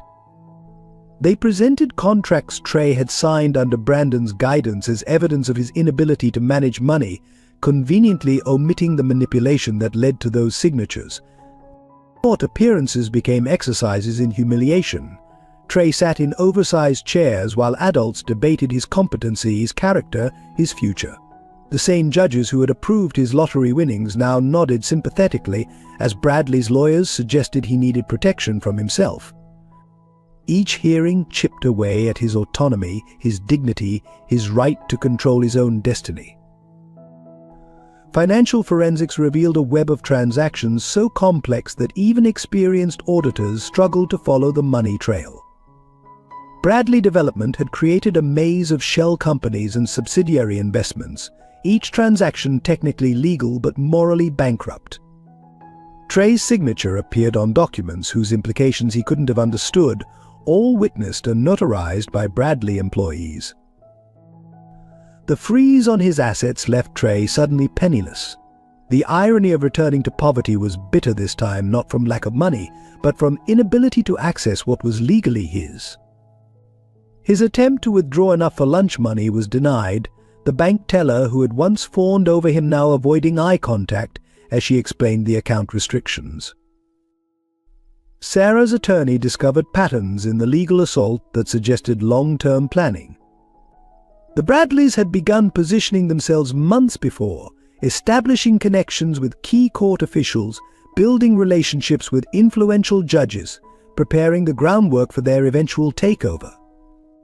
Each revelation highlighted how thoroughly they had orchestrated Trey's downfall. The media coverage of the legal proceedings added another layer of pain. Courtroom artists captured Trey's diminishing frame in harsh strokes, making him appear smaller and more vulnerable with each appearance. News reports focused on the sad necessity of removing financial control from a child who had lost his way, never questioning the motivations of those seeking that control. Emergency motions filed by Sarah's lawyer were dismissed with bureaucratic efficiency. Requests for temporary access to funds for basic necessities were denied.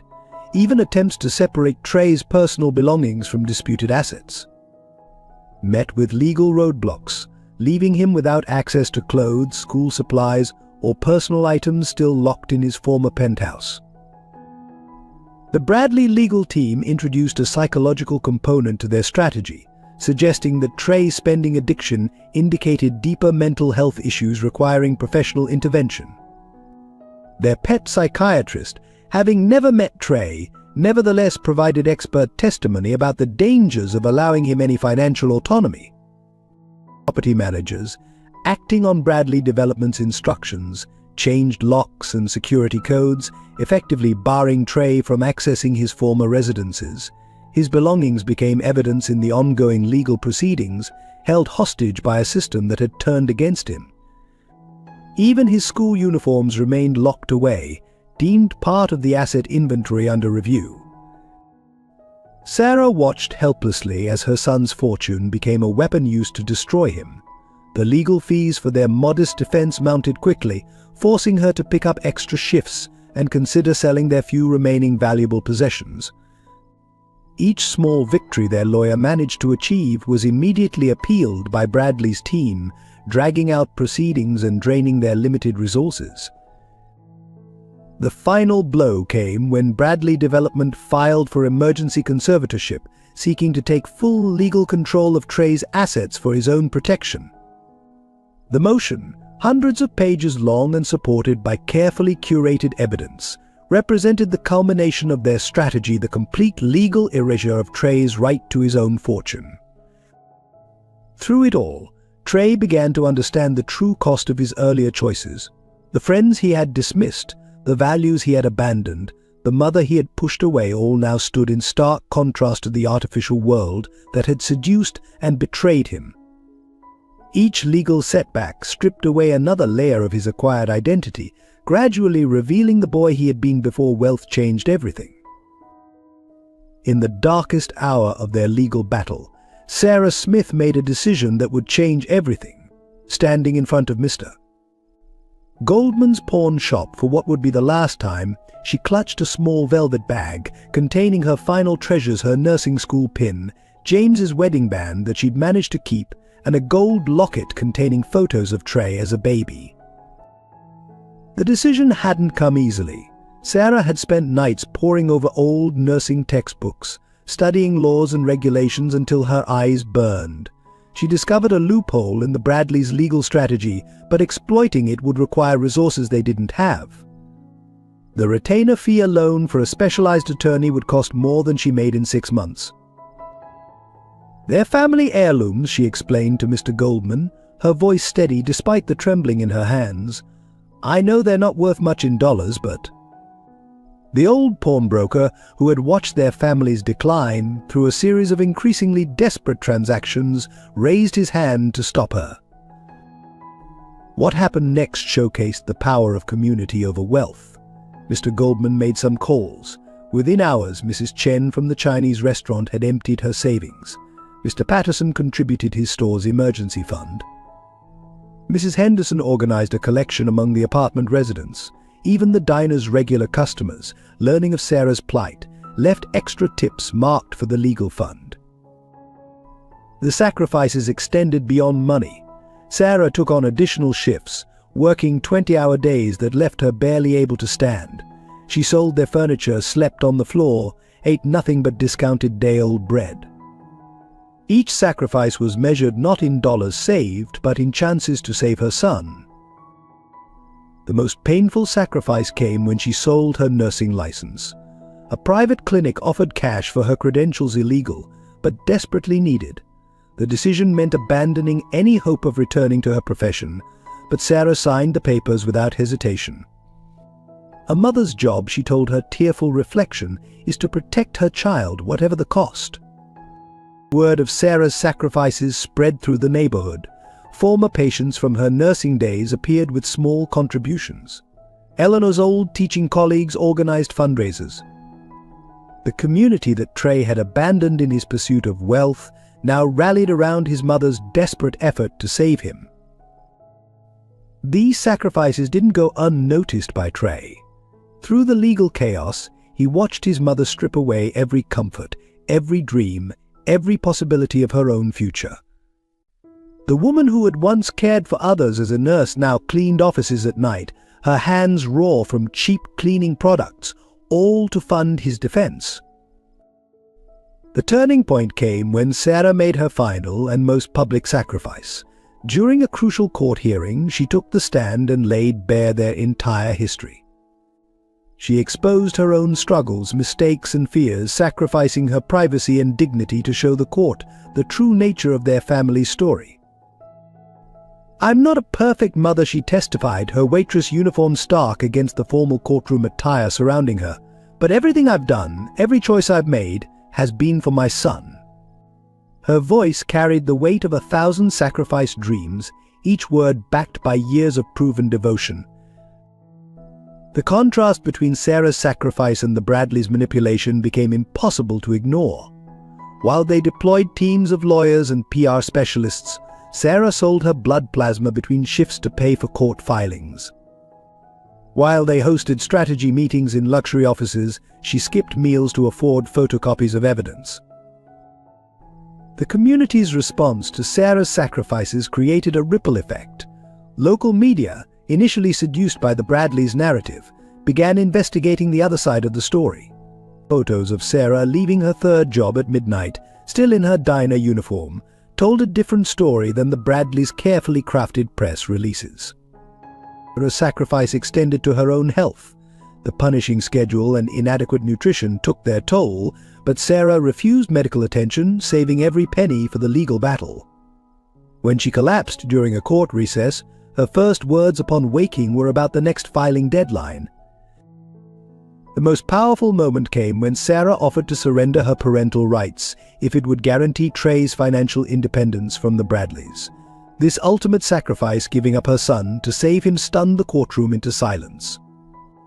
Even the Bradleys' lawyers paused, momentarily stripped of their rehearsed responses. Throughout it all, Sarah never lost sight of her goal. Each sacrifice was a step toward saving not just Trey's fortune, but his soul. She recognized that the true battle wasn't for money, but for her son's future, his chance to become the person James had dreamed he would be. As news of Sarah's sacrifices spread, they began to shift the narrative. The story was no longer about a reckless child's mishandling of wealth, but about a mother's unstoppable love confronting corporate greed. Each new revelation of her sacrifices chipped away at the Bradleys' carefully constructed facade. The final sacrifice came when Sarah discovered the ultimate piece of evidence against the Bradleys, but accessing it would require sacrificing their last chance at financial stability. Without hesitation, she made the choice, understanding that saving her son's future was worth any price. The full extent of Trey's financial devastation became clear on a cold Monday morning, as he stood outside the Coleman Arms watching security remove his belongings. His possessions, designer clothes, custom furniture, imported electronics, were unceremoniously piled on the sidewalk like expensive garbage. The same doorman who had once bowed to his every whim now stood guard, preventing him from entering what had been his home. Each credit card declined in succession as he attempted to book even the cheapest hotel room. His phone buzzed constantly with overdraft notices and account closure alerts. The Bradleys' legal machine had moved with ruthless efficiency, freezing or transferring every asset he had once controlled. Even his school lunch account had been suspended, leaving him unable to buy a simple sandwich. The penthouse that had symbolized his rise now became a monument to his fall. Through its gleaming windows, he could see workers systematically dismantling the life he had built. Art pieces were carefully wrapped for storage. Electronics disconnected, even his clothes sorted for asset evaluation. Each item disappeared into the machinery of legal proceedings, labeled and logged as evidence of his fiscal irresponsibility. Brandon watched from his family's mansion, occasionally appearing at windows to observe Trey's humiliation with clinical interest. The same social media accounts that had once documented their friendship now carried subtle messages about learning from others' mistakes. And the importance of proper financial guidance. Each post twisted the knife deeper. Sarah found Trey sitting on their old apartment steps, surrounded by shopping bags filled with what little he had managed to save from the penthouse. Designer suits that no longer seemed to fit, Italian shoes that had lost their shine, a phone that would soon be disconnected. The labels that had once seemed so important now looked garish in the harsh morning light. The financial destruction extended beyond mere possessions. College funds had vanished, investment accounts were drained, and even the basic trust established by the Lottery Commission had been expertly dismantled through a series of complex legal maneuvers. The Bradleys hadn't just taken his money, they had systematically erased his financial future.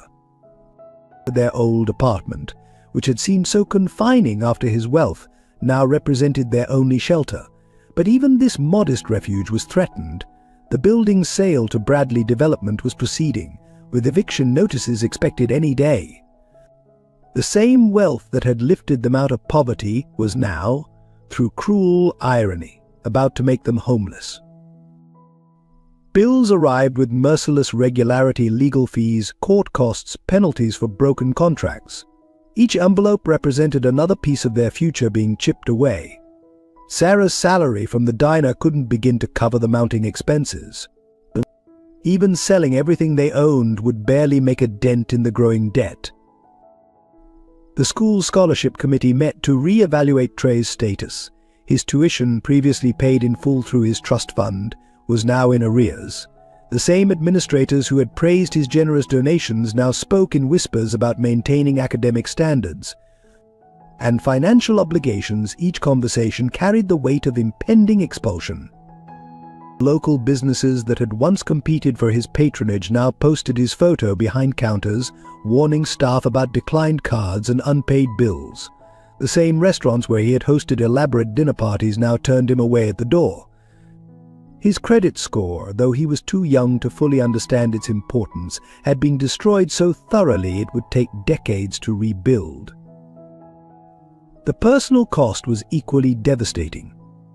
His expensive phone plan was cut off, designer clothes couldn't be dry cleaned, and the basic luxuries he had taken for granted, like ordering takeout or taking cabs, became impossible. Each small deprivation reminded him of how completely his world had changed. Sarah watched helplessly as her son confronted poverty for the second time in his young life. This time was harder. He had tasted wealth, lived in luxury, experienced the power that money could buy. Returning to their simple life of careful budgeting and coupon clipping seemed like a cruel punishment rather than the normal existence it had once been. Mr. Patterson offered Trey a job stocking shelves at his store, but even this small lifeline came with complications. The Bradleys' lawyers argued that any income he earned should be directed toward his mounting legal fees. Every attempt to rebuild was met with new obstacles, each small step forward countered by legal roadblocks. The final indignity came in the form of a court order freezing even the small checking account Sarah had maintained for household expenses. The Bradleys' lawyers argued that any family assets might be used to hide Trey's funds. With this last blow, they found themselves in a position worse than their original poverty. Now they were not just poor, but actively prevented from helping themselves. The social death was almost worse than the financial ruin. Preston Elementary, once the stage for Trey's transformation into a young philanthropist, became a daily gauntlet of whispers and pointed fingers. Former friends crossed hallways to avoid him, their designer shoes squeaking against floors his donations had helped install. Brandon orchestrated the social isolation with surgical precision. Each day brought new humiliations. Trey's name disappeared from party invite lists, group chats fell silent when he appeared, lunch tables suddenly became reserved when he approached. The same children who had once competed for his attention now treated him like a cautionary tale. Social media became a weapon of mass humiliation. Old photos were recirculated with mocking captions, past conversations screenshotted and shared out of context. The hashtag #TreysMythFail began trending locally, each post another digital dagger in his already wounded pride. His attempts to defend himself were met with screenshots of his own boastful posts from more affluent days. The school administration's response only deepened his isolation. Teachers who had once praised his generosity now watched him with wary eyes, as if poverty might be contagious. His scholarship status was under review, each meeting peppered with terms like behavioral concerns. And financial responsibility, the same office where he had once presented donation checks now barely acknowledged his existence. Sarah's presence at school events became another source of shame. Other parents physically moved away when she approached, their designer handbags clutched closer as if her waitress uniform might soil them. The PTA meetings where she had once served refreshments now featured discussions about maintaining community standards, thinly veiled references to families like theirs. Even their old neighbors, who had once celebrated Trey's lottery win, now avoided eye contact in hallways. The community that had supported them through years of poverty seemed unsure how to handle their spectacular fall from grace. Mrs. Henderson alone maintained her friendship, though even her kindness felt like another mark of their social descent. The daily walk to school became an exercise in endurance. Passing the Coleman Arms, where he had once lived in luxury, Trey would see his former doorman pointedly turning away. The coffee shop where he had hosted morning meetings now displayed a small sign, "Right to refuse service." Each step marked another boundary he could no longer cross. Brandon's final social execution came during a school assembly. As Trey entered the auditorium, an entire section of seats suddenly needed reservation for special guests. He stood awkwardly in the aisle until a teacher directed him to sit with the custodial staff's children, a deliberate reminder of his new social status. The Bradley mansion's lights mocked him each evening, parties continuing as if he had never existed. Through its windows, he could see his former friends enjoying the life he had briefly tasted. Sometimes Brandon would appear on the balcony, raising a glass in mock salute to Trey's darkened apartment below. Local businesses that had once welcomed him now posted his photo with various warnings. The same shops where he had dropped thousands on impulse buys now watched him suspiciously if he so much as browsed. His attempts to return items from his wealthy days were met with skepticism and often outright refusal. The shame extended to Sarah's workplace. Regular customers at the diner now left comments about raising children right within her earshot. Some refused to be served by her, claiming they couldn't support irresponsible parenting. Each shift became an exercise in swallowing pride while serving those who had cast her family out. College counseling sessions, once focused on elite boarding schools and prestigious academies, now centered on community college options and financial aid. The same counselor who had helped him draft admission essays to private schools now suggested more realistic paths. Each meeting reinforced the message his future had shrunk along with his bank account. And the local papers, which had once celebrated his rags to riches story, now ran features analyzing his downfall. The Price of Pride and When Money Ruins became common headlines, each article a fresh autopsy of his failures. His attempts to share his side of the story were dismissed as typical entitlement. In the school cafeteria, his free lunch status was reinstated with humiliating publicity. The same cashier who had once processed his generous donations to other students' accounts now loudly announced his meal status. The irony of returning to the very situation that had once marked him as an outsider was lost on no one. The final blow to his social standing came when his former tutor posted a viral video detailing his attitude problems and impossible demands. The commentary thread filled with similar stories, each more exaggerated than the last, creating a crowd-sourced narrative of his unworthiness.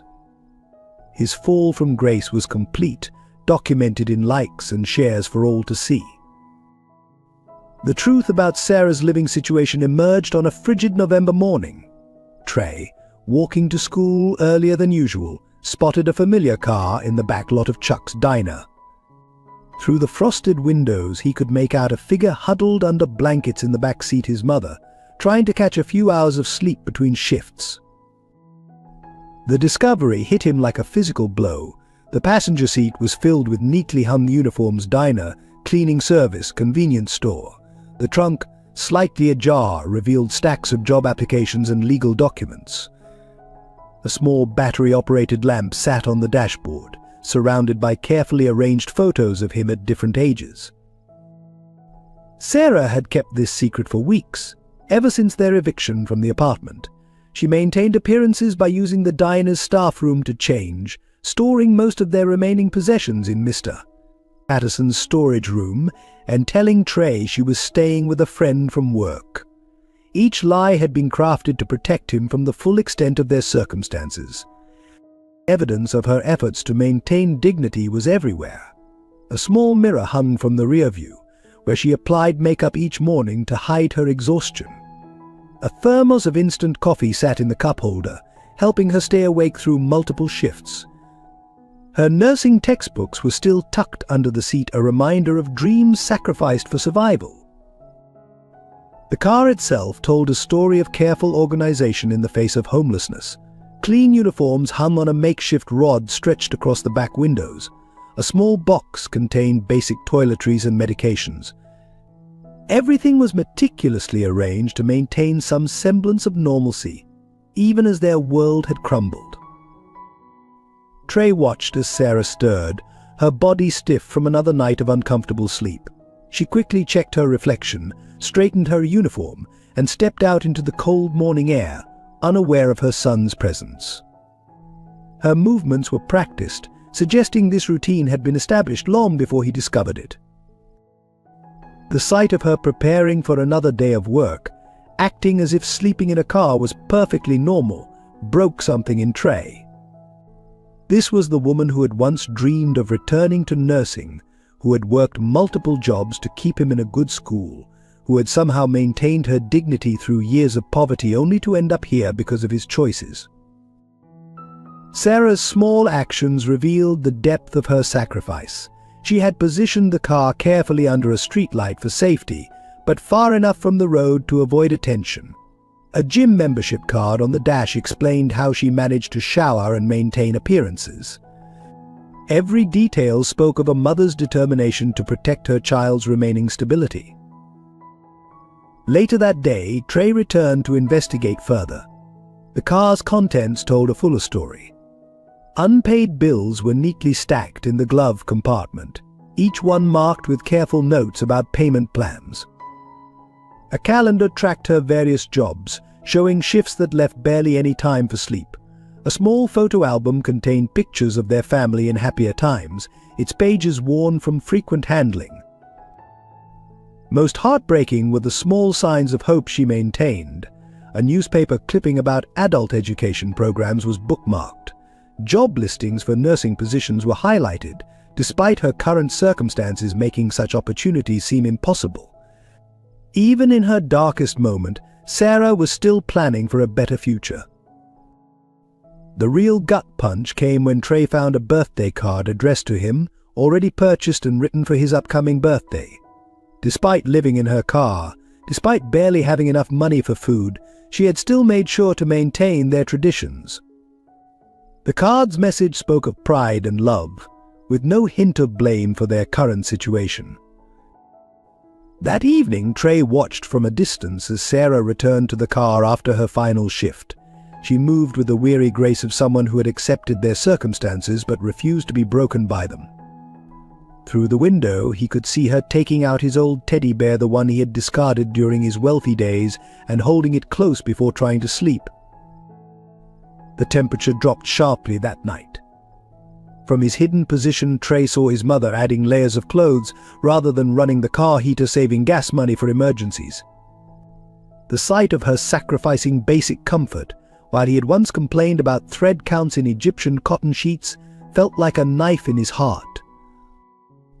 As he finally turned away, Trey noticed something that crystallized the full tragedy of their situation.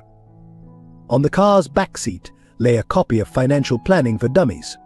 Not for her benefit, but because she was still trying to understand where she had gone wrong, still trying to figure out how to protect him from further mistakes.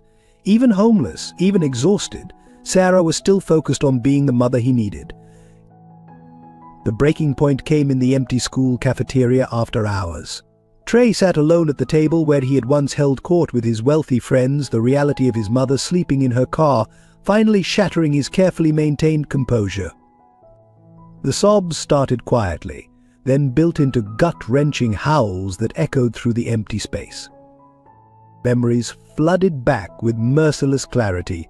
Every dismissive gesture toward Sarah, every time he had treated her like an embarrassment, every moment he had chosen his false friends over her unconditional love. The weight of his betrayal crashed over him in waves, each realization more painful than the last. He remembered her face when he had rejected her homemade spaghetti, claiming it wasn't sophisticated enough for his new lifestyle. Now the thought of her carefully preparing meals in the cramped space of her car, probably going hungry to save money, made him physically ill. He found himself retching in the same trash can where he had once tossed her lovingly packed lunches. The designer clothes he wore suddenly felt like a costume, each expensive thread a reminder of his foolishness. He clawed at his silk tie, ripped the branded blazer from his shoulders, kicked off the Italian leather shoes that had cost more than a month's rent. Each item represented another moment he had chosen appearance over authenticity, wealth over love. Through tear-blurred eyes, he saw his reflection in the cafeteria windows, no longer the polished young socialite, but a broken child who had lost his way. The carefully styled hair, the practiced posture, the artificial smile he had perfected under Brandon's tutelage, all of it crumbled away, leaving only the raw truth of who he had become. His father's journal, rescued from the trash and returned by Sarah, fell from his bag.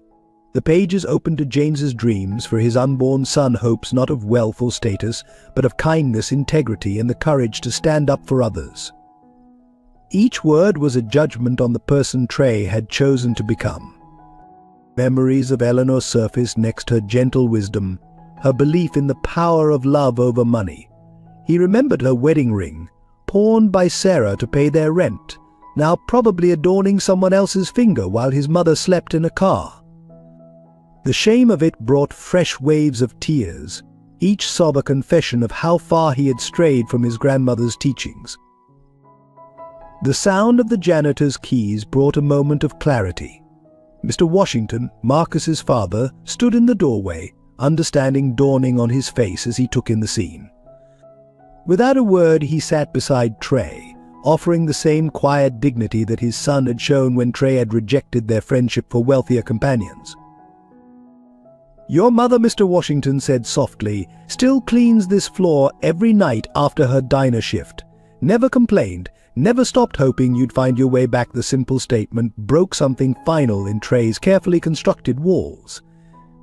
The truth of his mother's endless sacrifice, contrasted with his own selfish choices, became impossible to deny. Through his breakdown, memories of recent months played like a cruel movie. Sarah defending him to reporters while wearing her waitress uniform. Sarah skipping meals but ensuring he had lunch money. Sarah maintaining her dignity while sleeping in a car, still trying to protect him from the consequences of his own actions. The realization of what true wealth meant came too late. While he had been chasing designer labels and social status, his mother had demonstrated the real meaning of richness, love, sacrifice, unwavering support. She had given everything, asked for nothing, and continued to believe in him even when he had stopped believing in himself. His phone buzzed with messages from Brandon mocking, cruel reminders of his fall from grace. But now these digital barbs felt meaningless compared to the image of his mother trying to sleep in her car, still holding onto his old teddy bear. The contrast between false friendship and true love had never been clearer. Standing shakily, Trey gathered his discarded clothes, not to wear them, but as reminders of his mistakes. Each item represented a lesson learned at too high a price. His mother's sacrifice had bought these truths with her comfort, her dignity, her dreams. The least he could do was learn from them. In the growing darkness of the cafeteria, Trey Smith finally understood what his mother had known all along, that the most valuable things in life couldn't be bought, sold, or stolen by the Bradleys of the world. With this realization came another, more painful truth: understanding meant nothing without action. His breakdown had shown him the way. What mattered now was finding the courage to walk it. The tide began to turn in an unlikely place, the basement of Patterson's Market, where former classmates had gathered in secret. Amy Chen, Marcus Washington, and others who had been cast aside during Trey's wealthy days sat in a circle, surrounded by boxes of evidence they had quietly collected over months. "Look at this," Amy said, spreading documents across a makeshift table. Her parents' restaurant had catered several Bradley events, giving her access to conversations never meant for public ears. They were planning this before Trey even won the lottery. She produced receipts, photographs, and overheard conversations meticulously documented in her notebook. Marcus, whose father's janitorial position at Preston Elementary provided after-hours access to the school's records, contributed his own findings. The donations from Bradley Development to the school board started the same week Trey won. Every major decision about his trust fund went through committees where they had planted their people. The small group had grown into an unlikely investigation team. Children who had once been invisible to their wealthy classmates now became their most powerful allies. Each brought unique access to information through their parents' service jobs, positions the Bradleys had deemed too insignificant to notice. Lisa Martinez, the cafeteria worker's daughter, had collected security footage showing Brandon's systematic isolation of Trey. "Watch how they orchestrated every social interaction," she explained, pointing to carefully timed encounters that now revealed their calculated nature. The breakthrough came from an unexpected source. Tommy Anderson, the son of a Bradley Development janitor, had discovered documents left carelessly in office trash bins. Shredded papers, painstakingly reconstructed, revealed the elaborate scheme to manipulate Trey's trust fund through shell companies. Their evidence, mounted in carefully organized files, maintenance workers had recorded suspicious meetings, housekeepers had photographed incriminating documents, chauffeurs had logged revealing conversations. The very people the Bradleys had ignored became their undoing. Sarah arrived one evening to find this unlikely team working late into the night. These children, whom society had taught to be invisible, had chosen to become visible in defense of someone who had once rejected them. The irony was not lost on anyone in the room. Mr. Patterson provided more than just space for their meetings. His years of running a corner store had given him a network of connections throughout the neighborhood. Small business owners, service workers, and community members who had witnessed the Bradleys' systematic destruction of local businesses began adding their testimonies. The children worked with a determination that shamed their adult counterparts. Amy's coding skills, learned in free library classes, helped decrypt financial records. Marcus's photography hobby provided crucial documentation. Each contributed what they could, their combined skills creating a powerful force. Mrs. Chen's restaurant became their second headquarters. The back room transformed into a war room where they coordinated their efforts. The same parents who had once worked in the shadows of the Bradley empire now emerged as key witnesses to its corruption. Their investigation revealed patterns that adults had missed. Through the unfiltered eyes of children, the Bradleys' manipulation became clear how they had isolated Trey, controlled his information, and systematically stripped away his support system. The team grew as more students joined their cause. Even some of Trey's former wealthy friends, seeing the truth behind Brandon's facade, began quietly passing information. The wall of silence around the Bradley empire developed crucial cracks. Sarah watched these children work with tears in her eyes. They showed her printed emails, surveillance footage, financial records, each piece a small part of the larger truth. These kids, whom society had taught to expect little, were proving capable of extraordinary things. Most powerful was their motivation. None sought revenge or personal gain. Instead, they were driven by a simple understanding of right and wrong, uncomplicated by adult cynicism. They saw injustice and chose to fight it, regardless of social cost. We're not doing this because we expect anything, Amy explained one night, sorting through more documents. We're doing it because it's right, the others nodded, their faces serious with purpose. These children, who had learned hard lessons about society's unfairness, had chosen to stand against it. The evidence they gathered painted a damning picture: systematic corruption, calculated manipulation, and the targeted exploitation of a child's vulnerability. But more importantly, it showed the power of unexpected allies, how those deemed least important by society could become its strongest defenders. As their case built, these unlikely heroes remained anonymous, working quietly behind the scenes.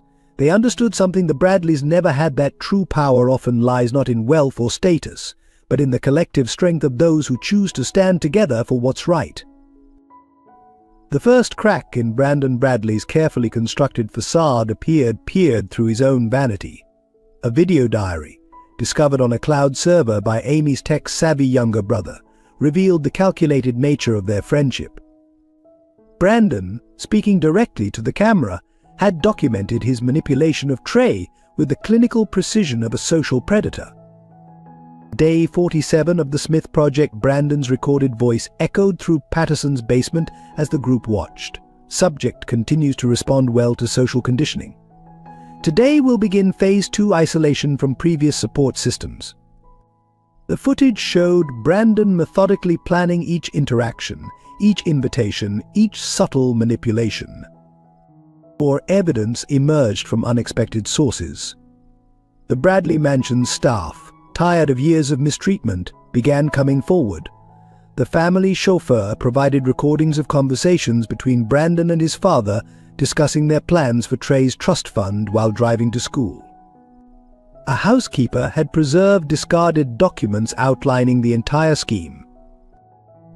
The most damning evidence came from Brandon's own phone.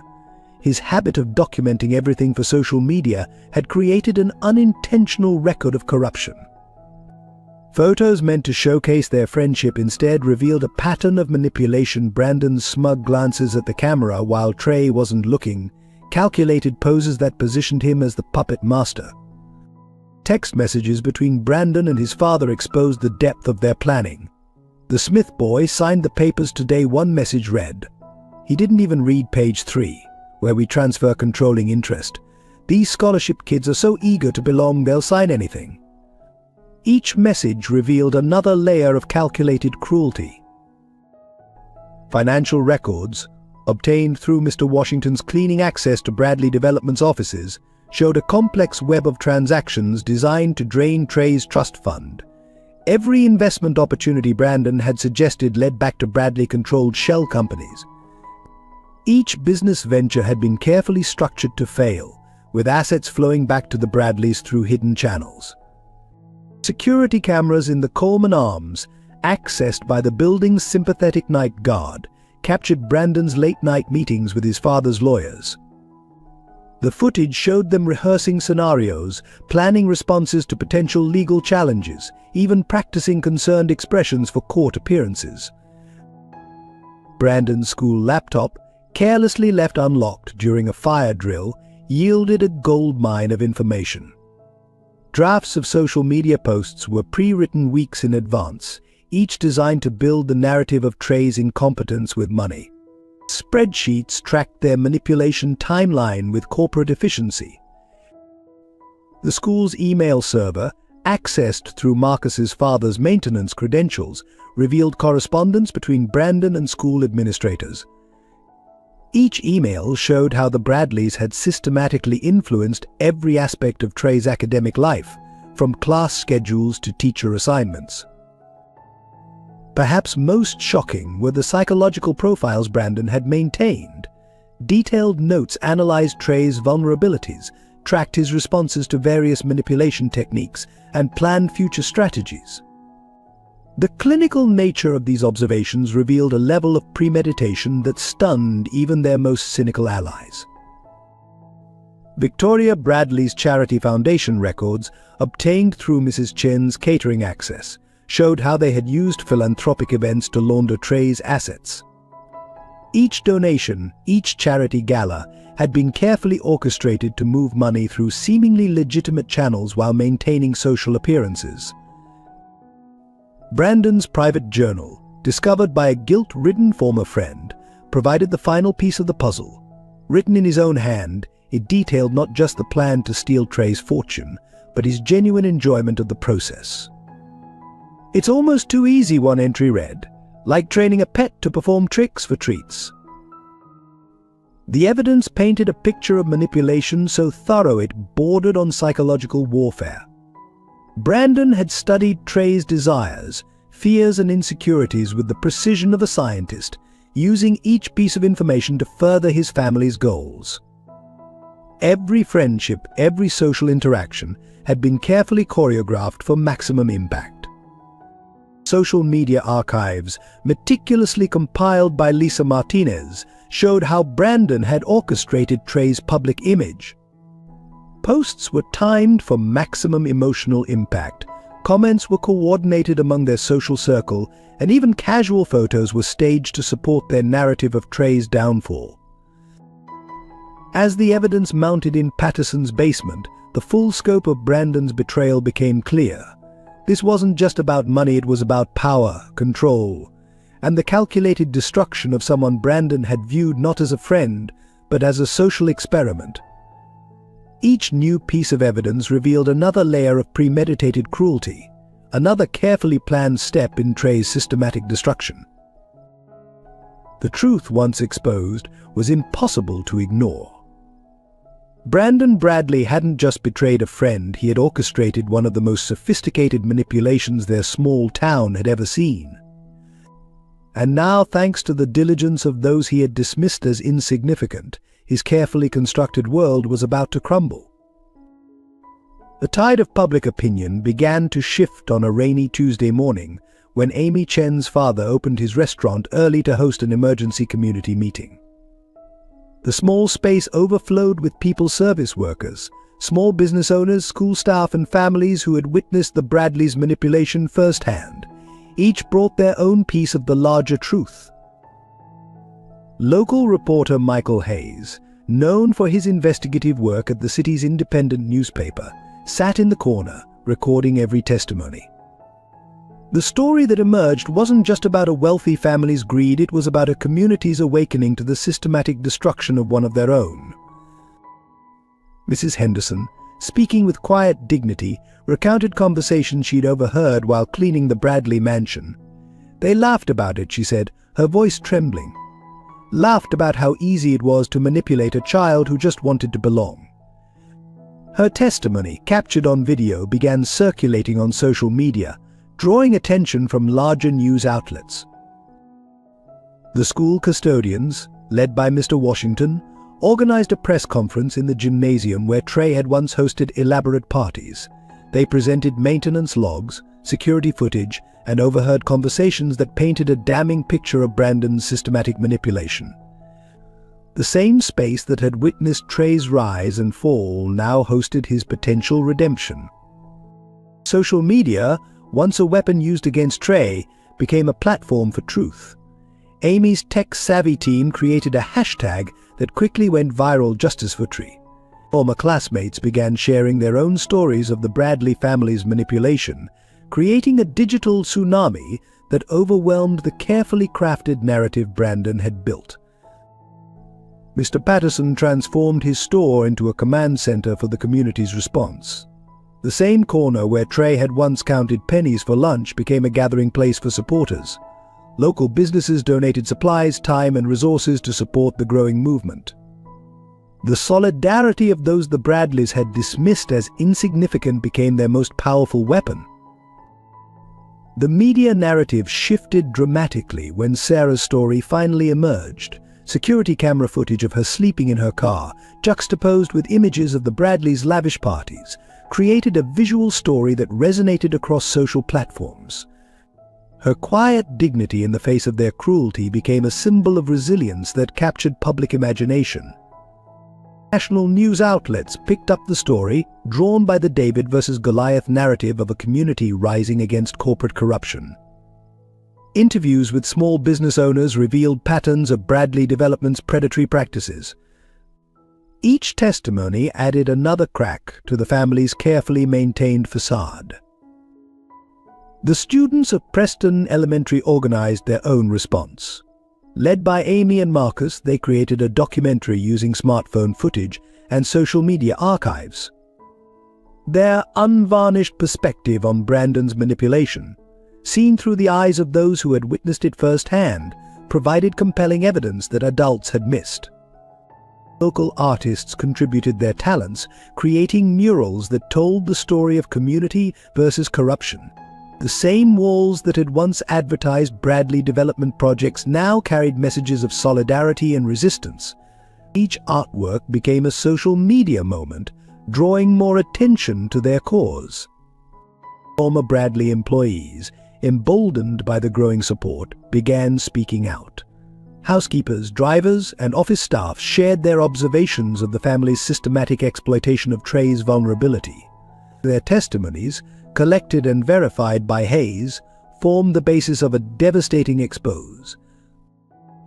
The turning point came when Brandon's video diary leaked online. His cold calculation, recorded in his own words, shocked even those who had supported the Bradleys.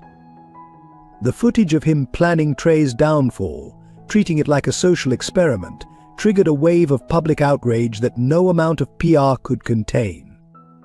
Religious leaders, community organizers, and local politicians began speaking out. The same society events where the Bradleys had once held court now became platforms for discussing corporate accountability and the protection of vulnerable youth. Their carefully constructed social world began crumbling under the weight of collective truth. Sarah's co-workers at the diner organized a fundraiser that quickly expanded beyond their expectations. What started as a small effort to help her find stable housing became a symbol of community solidarity. Donations poured in, not just of money but of time, resources, and support from people touched by her story. The community's response transcended simple revenge. It became a movement about protecting their own, about standing against the exploitation of children, about the power of collective action against corporate greed. Each small act of resistance contributed to a larger wave of change that even the Bradleys' money couldn't stop. Media coverage shifted from portraying Trey as a cautionary tale to revealing him as a victim of sophisticated manipulation. The same platforms that had once mocked his downfall now celebrated the community's efforts to right a wrong. The story became not just about one family's corruption, but about a community's redemption through unified action. The final court hearing took place in a packed courtroom, where the same judge who had frozen Trey's assets now sat facing mountains of evidence collected by unlikely heroes. Sarah, still in her diner uniform after the morning shift, sat beside their young lawyer, while the Bradleys' legal team filled the opposite side with expensive suits and leather briefcases. The prosecution began with Brandon's video diaries, projected onto the courtroom wall. His calculated voice filled the silence. Day 89 convinced Smith to sign control of the trust to shell company Beta. He's so desperate for approval he didn't even read the terms. The footage continued, each entry more damning than the last, documenting a methodical campaign of manipulation. Financial forensics experts, hired pro bono after learning of Sarah's sacrifice, presented their findings. Through complex diagrams, they traced how the Bradleys had systematically drained Trey's trust fund through a network of shell companies. Each transaction, when mapped out, formed a clear pattern of deliberate fraud targeting a miner's assets. Richard Bradley's composed facade cracked when confronted with evidence from his own employees. The family driver's recordings of casual conversations about the Smith conquest played through courthouse speakers. Victoria Bradley's carefully maintained social smile faltered as her charity foundation's role in laundering Trey's assets was exposed. Brandon, facing his former friend in court for the first time since the scheme's exposure, attempted his usual manipulative charm. But his practiced smile disappeared when Amy Chen presented their archived text messages, where he had boasted about training the scholarship puppy. And watching him beg for acceptance, his own words condemned him more effectively than any prosecutor could. The judge's demeanor shifted noticeably as evidence mounted. The same court that had accepted the Bradleys' initial claims about protecting Trey's assets now saw the elaborate nature of their deception. Each document, testimony, and recording revealed another layer of their calculated exploitation of a child's vulnerability. But the turning point came when Sarah took the stand. In her waitress uniform, she presented a stark contrast to the Bradleys' polished appearance. Her testimony, delivered with quiet dignity, detailed not just the financial fraud but the systematic destruction of a child's sense of self-worth. The courtroom fell silent as she described sleeping in her car, while the Bradleys hosted parties with money stolen from her son. The defense crumbled as more evidence emerged. School security footage showed Brandon orchestrating Trey's social isolation. Financial records revealed the precise timing of Bradley Development's takeover attempts correlating with Trey's lottery win. Each piece fit together to expose a scheme breathtaking in its calculation and cruelty. The judge's ruling was unequivocal. The Bradleys' assets were frozen pending criminal investigation. Control of Trey's trust fund was returned to court-appointed guardians, with Sarah given oversight. Bradley Development's contracts were suspended, pending review for fraud. The elaborate house of cards they had built began collapsing under the weight of justice. Brandon's final attempt at manipulation backfired spectacularly. His tearful plea about trying to help a friend fell apart when Amy played the last video diary entry, where he gloated about the perfect social experiment. The contrast between his courthouse performance and recorded reality sealed his fate. Criminal charges followed the civil judgment. Richard Bradley's corporate empire faced federal investigation. Victoria's charity foundation lost its tax-exempt status. Brandon's early acceptance to an elite boarding school was rescinded.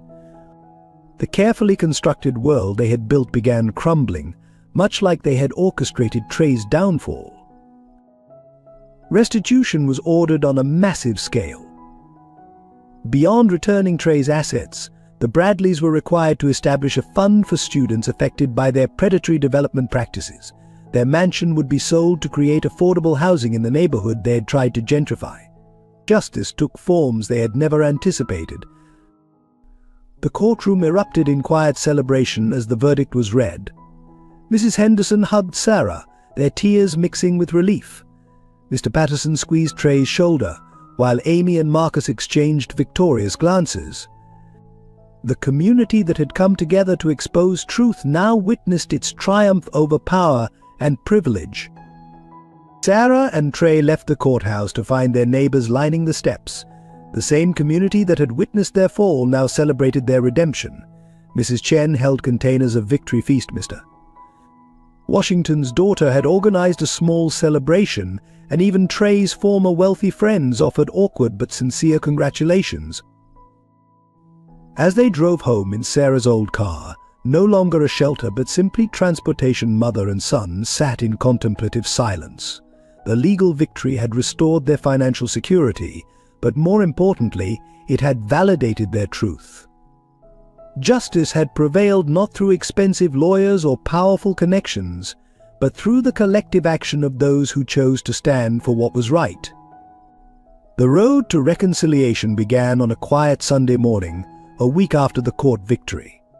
Trey found Sarah in their old apartment's kitchen, preparing spaghetti with the same care she had always shown, even during their hardest times.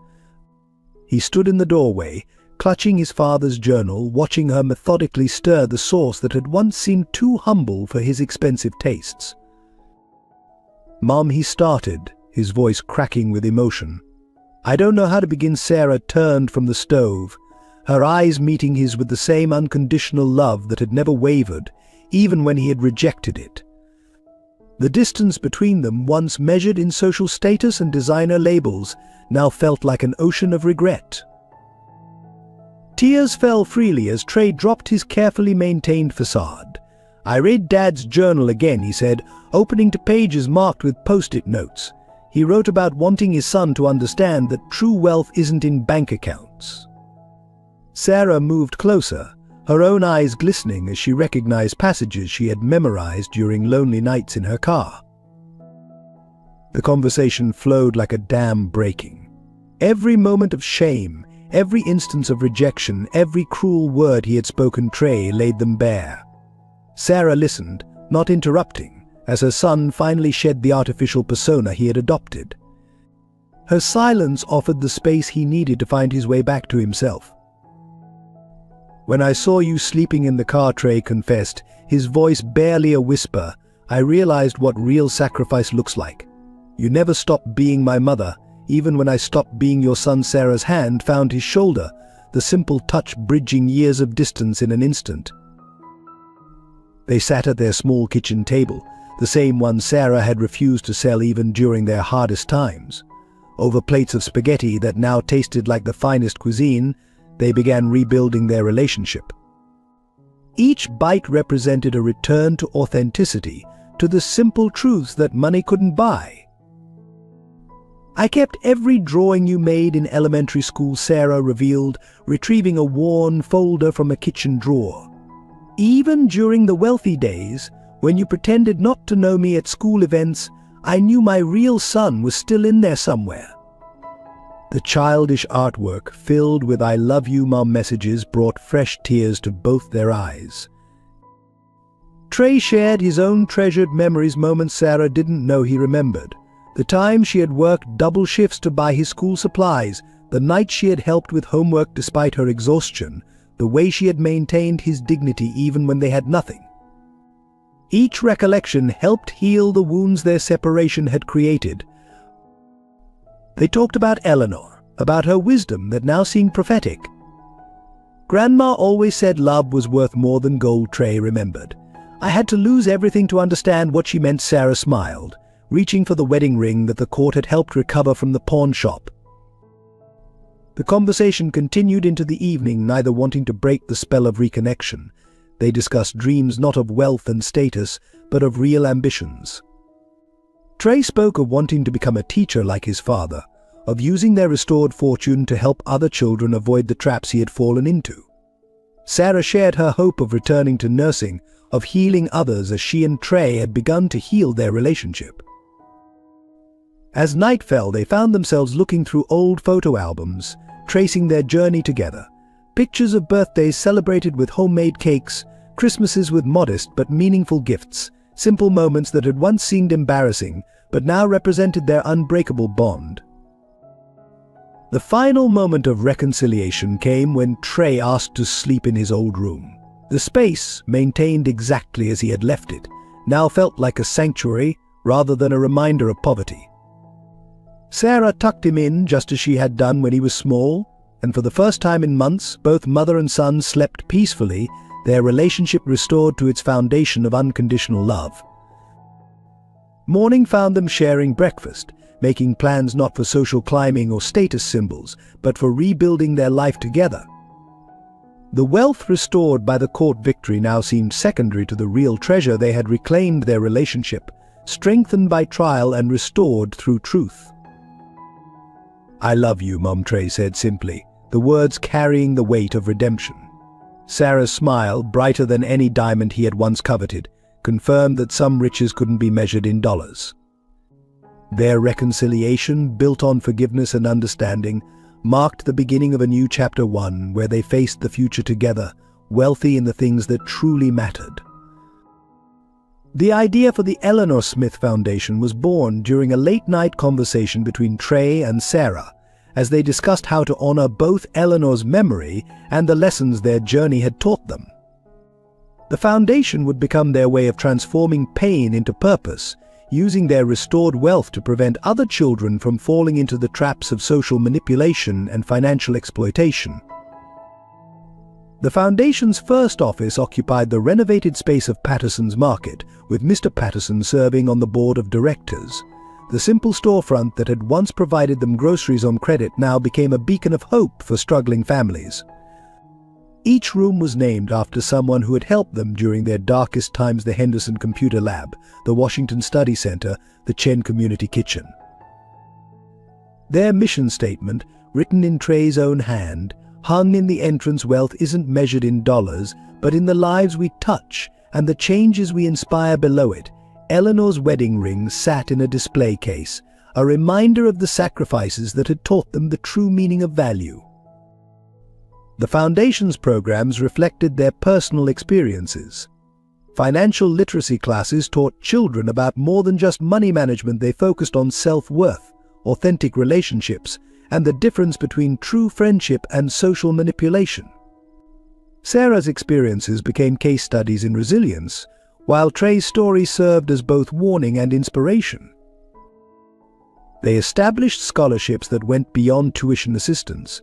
Each grant included mentorship programs pairing recipients with community leaders who understood the challenges of bridging social divides. The selection committee, led by Amy Chen and Marcus Washington, looked for students who showed not just academic promise, but genuine character and community commitment. The Bradley Mansion, acquired through legal settlements, was transformed into a community center. The same rooms that had hosted elaborate parties designed to manipulate a child now offered after-school programs, counseling services, and support groups for families facing gentrification. The irony of this transformation was not lost on anyone. Sarah's role as executive director drew from both her nursing background and her experiences as a struggling single mother. She created programs specifically supporting working parents, offering childcare, job training, and emergency assistance without the shame that often accompanied such services. Her office door remained permanently open, welcoming anyone needing guidance or support. Trey focused on youth outreach, using his unique perspective to connect with children facing similar pressures. He shared his story openly, acknowledging his mistakes while demonstrating the possibility of redemption. His weekly discussion groups helped young people navigate the complexities of social pressure and economic inequality. The Foundation's impact rippled through the community. Former Bradley development properties were converted into affordable housing with built-in support services.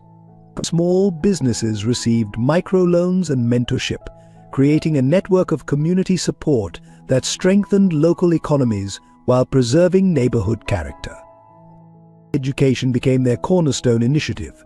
The Foundation partnered with Preston Elementary to create programs ensuring no child felt the social isolation Trey had experienced.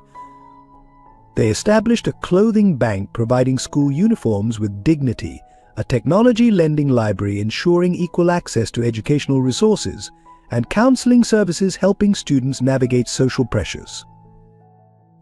Eleanor's teaching philosophy influenced every aspect of their work. Her belief that every child deserved not just education but understanding and support became the foundation's guiding principle. The library, stocked with books she had loved, became a sanctuary where children could dream beyond their current circumstances. The Foundation's annual Eleanor Smith Day celebrated community resilience. Families who had received support returned as volunteers, creating a cycle of giving that strengthened neighborhood bonds. The event, centered around shared meals and stories, embodied Eleanor's belief that true community meant ensuring no one faced struggles alone. Their work attracted national attention, but they maintained their local focus. When offered chances to expand to other cities, they chose instead to create a model others could adapt, sharing their experiences while keeping their direct efforts focused on the community that had supported them. The most meaningful impact came through individual stories: the single mother who completed nursing school while receiving foundation support, the young entrepreneur who opened a successful business with their guidance, the student who found confidence through their mentorship programs. Each success honored Eleanor's memory while validating their mission. As the foundation grew, it remained grounded in personal connection. Sarah and Trey continued living in their old neighborhood, understanding that true impact required remaining part of the community they served. Their home's doors stayed open, offering the same welcome they had received during their own struggles. The Eleanor Smith Foundation became more than a charitable organization. It became a testament to the power of transforming personal pain into community healing. Through its work, they proved that the true measure of wealth lay not in accumulation but in distribution, not in taking but in giving, not in rising above others but in lifting them up alongside you. The decision to renovate rather than relocate was deliberate, a statement about values and roots. Their old apartment building, rescued from Bradley Development's demolition plans, underwent a transformation that honored its history while creating a space for new beginnings. The renovation became a community project, with neighbors contributing skills, time, and memories to the restoration. Sarah and Trey's apartment retained its original layout, though now with updated facilities and repairs long overdue. The kitchen, where they had shared countless spaghetti dinners, received new appliances, but kept the worn spot on the counter where Trey had done his homework. The windows, now properly sealed against winter drafts, still offered the same view of their community. Mrs. Henderson supervised the renovation of the building's common areas, ensuring that improvements didn't erase the character that made it home. But the lobby, where neighbors had once collected donations for Sarah's legal fund, was restored with comfortable seating areas designed to encourage the same community connections that had saved them. Trey's old bedroom became a testament to personal growth. The space now contained both remnants of his past and symbols of his future. His father's journal displayed prominently on a new bookshelf, Eleanor's photos arranged alongside recent family pictures, his childhood drawings framed beside his plans for the Foundation's youth programs. The living room wall that had once shown water damage now featured a mural commissioned from local artists, depicting their community's story of resilience. Children from the building contributed handprints around the border, creating a living testament to the next generation they hoped to support through their work. Their neighbors received renovation assistance as well, fulfilling Trey's childhood wish to help Mrs. Henderson fix her leaky roof. The building became a model for responsible community development, proving that improvement didn't require displacement. Each apartment received necessary updates while preserving the personal touches that made them homes. The courtyard, once neglected, transformed into a community garden where residents shared growing space and stories. Sarah's medical knowledge helped create a section for healing herbs, while Trey worked with neighborhood children to plant flowers in memory of Eleanor. The space became a living classroom for the Foundation's programs about growth and nurturing. They added a small library in the building's basement, filled with books Eleanor had loved and new additions reflecting their community's diverse stories. The space hosted foundation reading programs, homework help sessions, and community meetings, becoming a hub for the kind of education that went beyond textbooks. The renovation included practical improvements, better security systems, updated heating, reliable hot water, but more importantly, it preserved the spirit of community that had sustained them through hard times.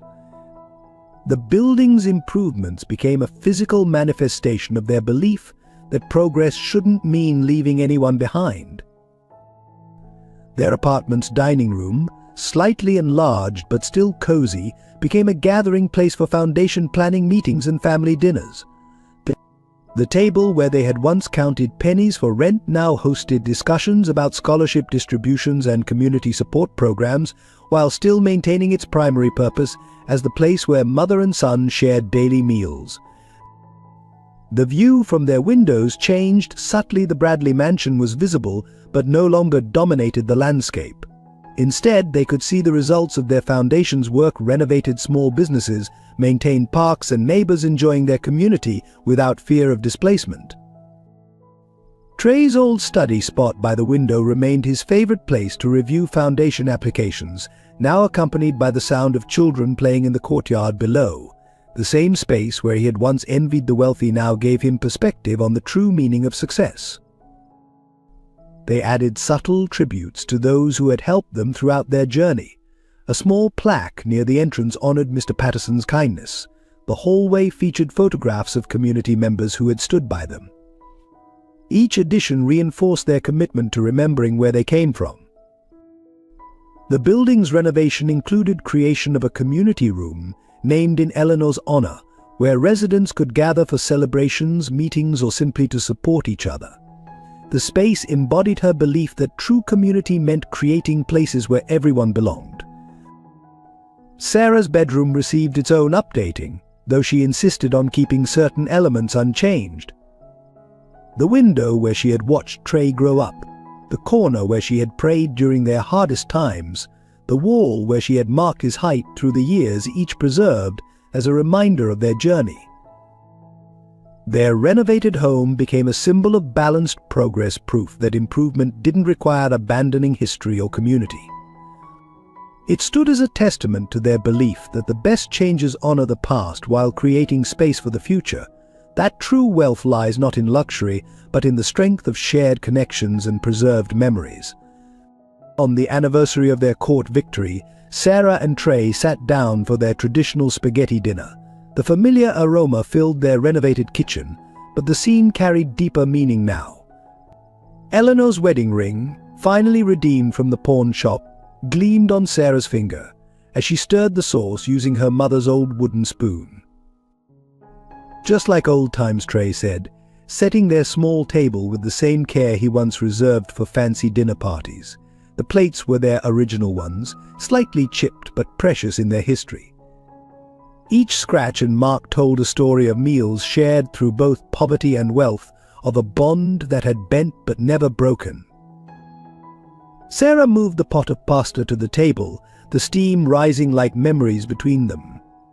The recipe hadn't changed, the same simple ingredients they had relied on during harder times, but the meaning of the meal had evolved. What had once been a symbol of their poverty had become a celebration of their authenticity.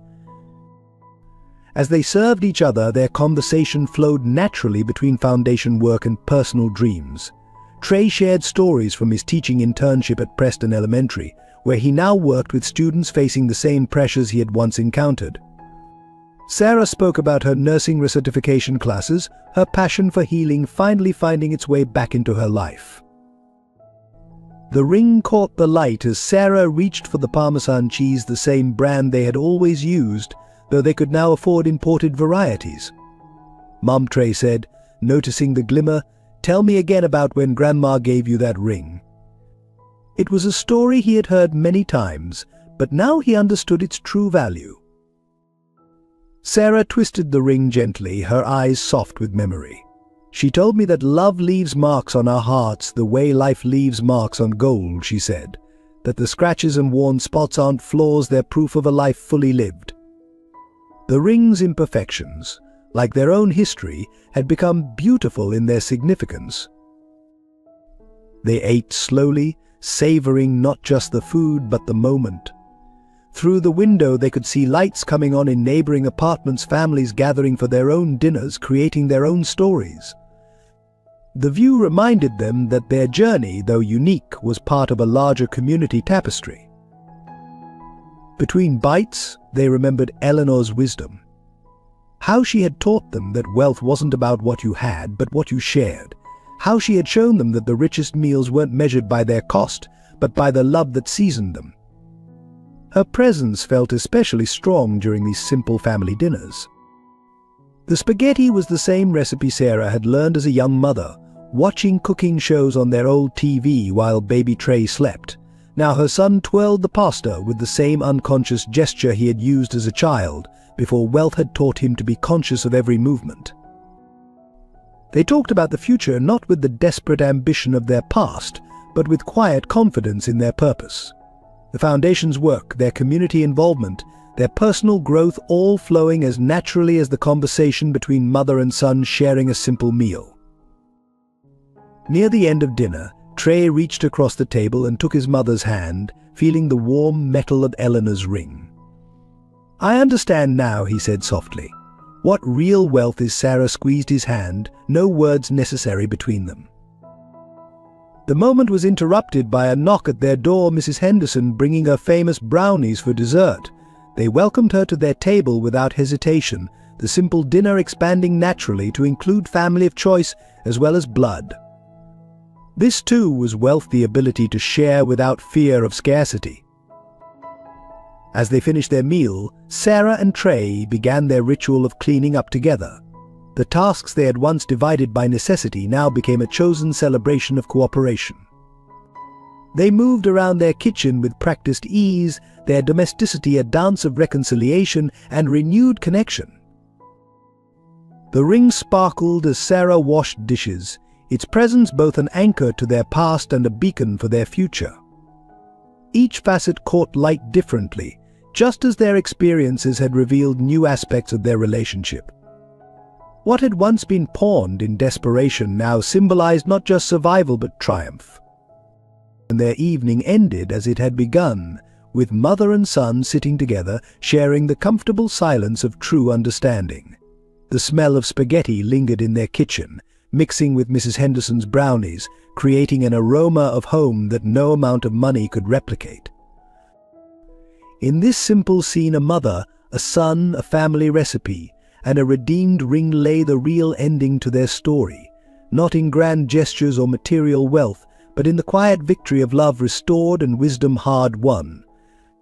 Their weekly spaghetti dinner had become more than a meal. It was a reminder that the richest celebrations are measured in moments shared rather than dollars spent.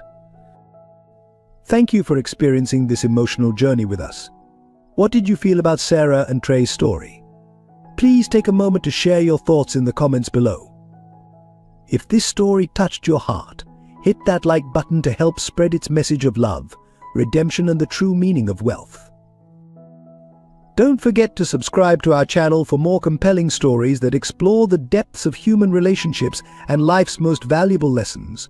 Share this video with friends and family who might need a reminder that real wealth isn't measured in dollars, but in love and authentic connections. Your support helps us continue creating meaningful content that matters.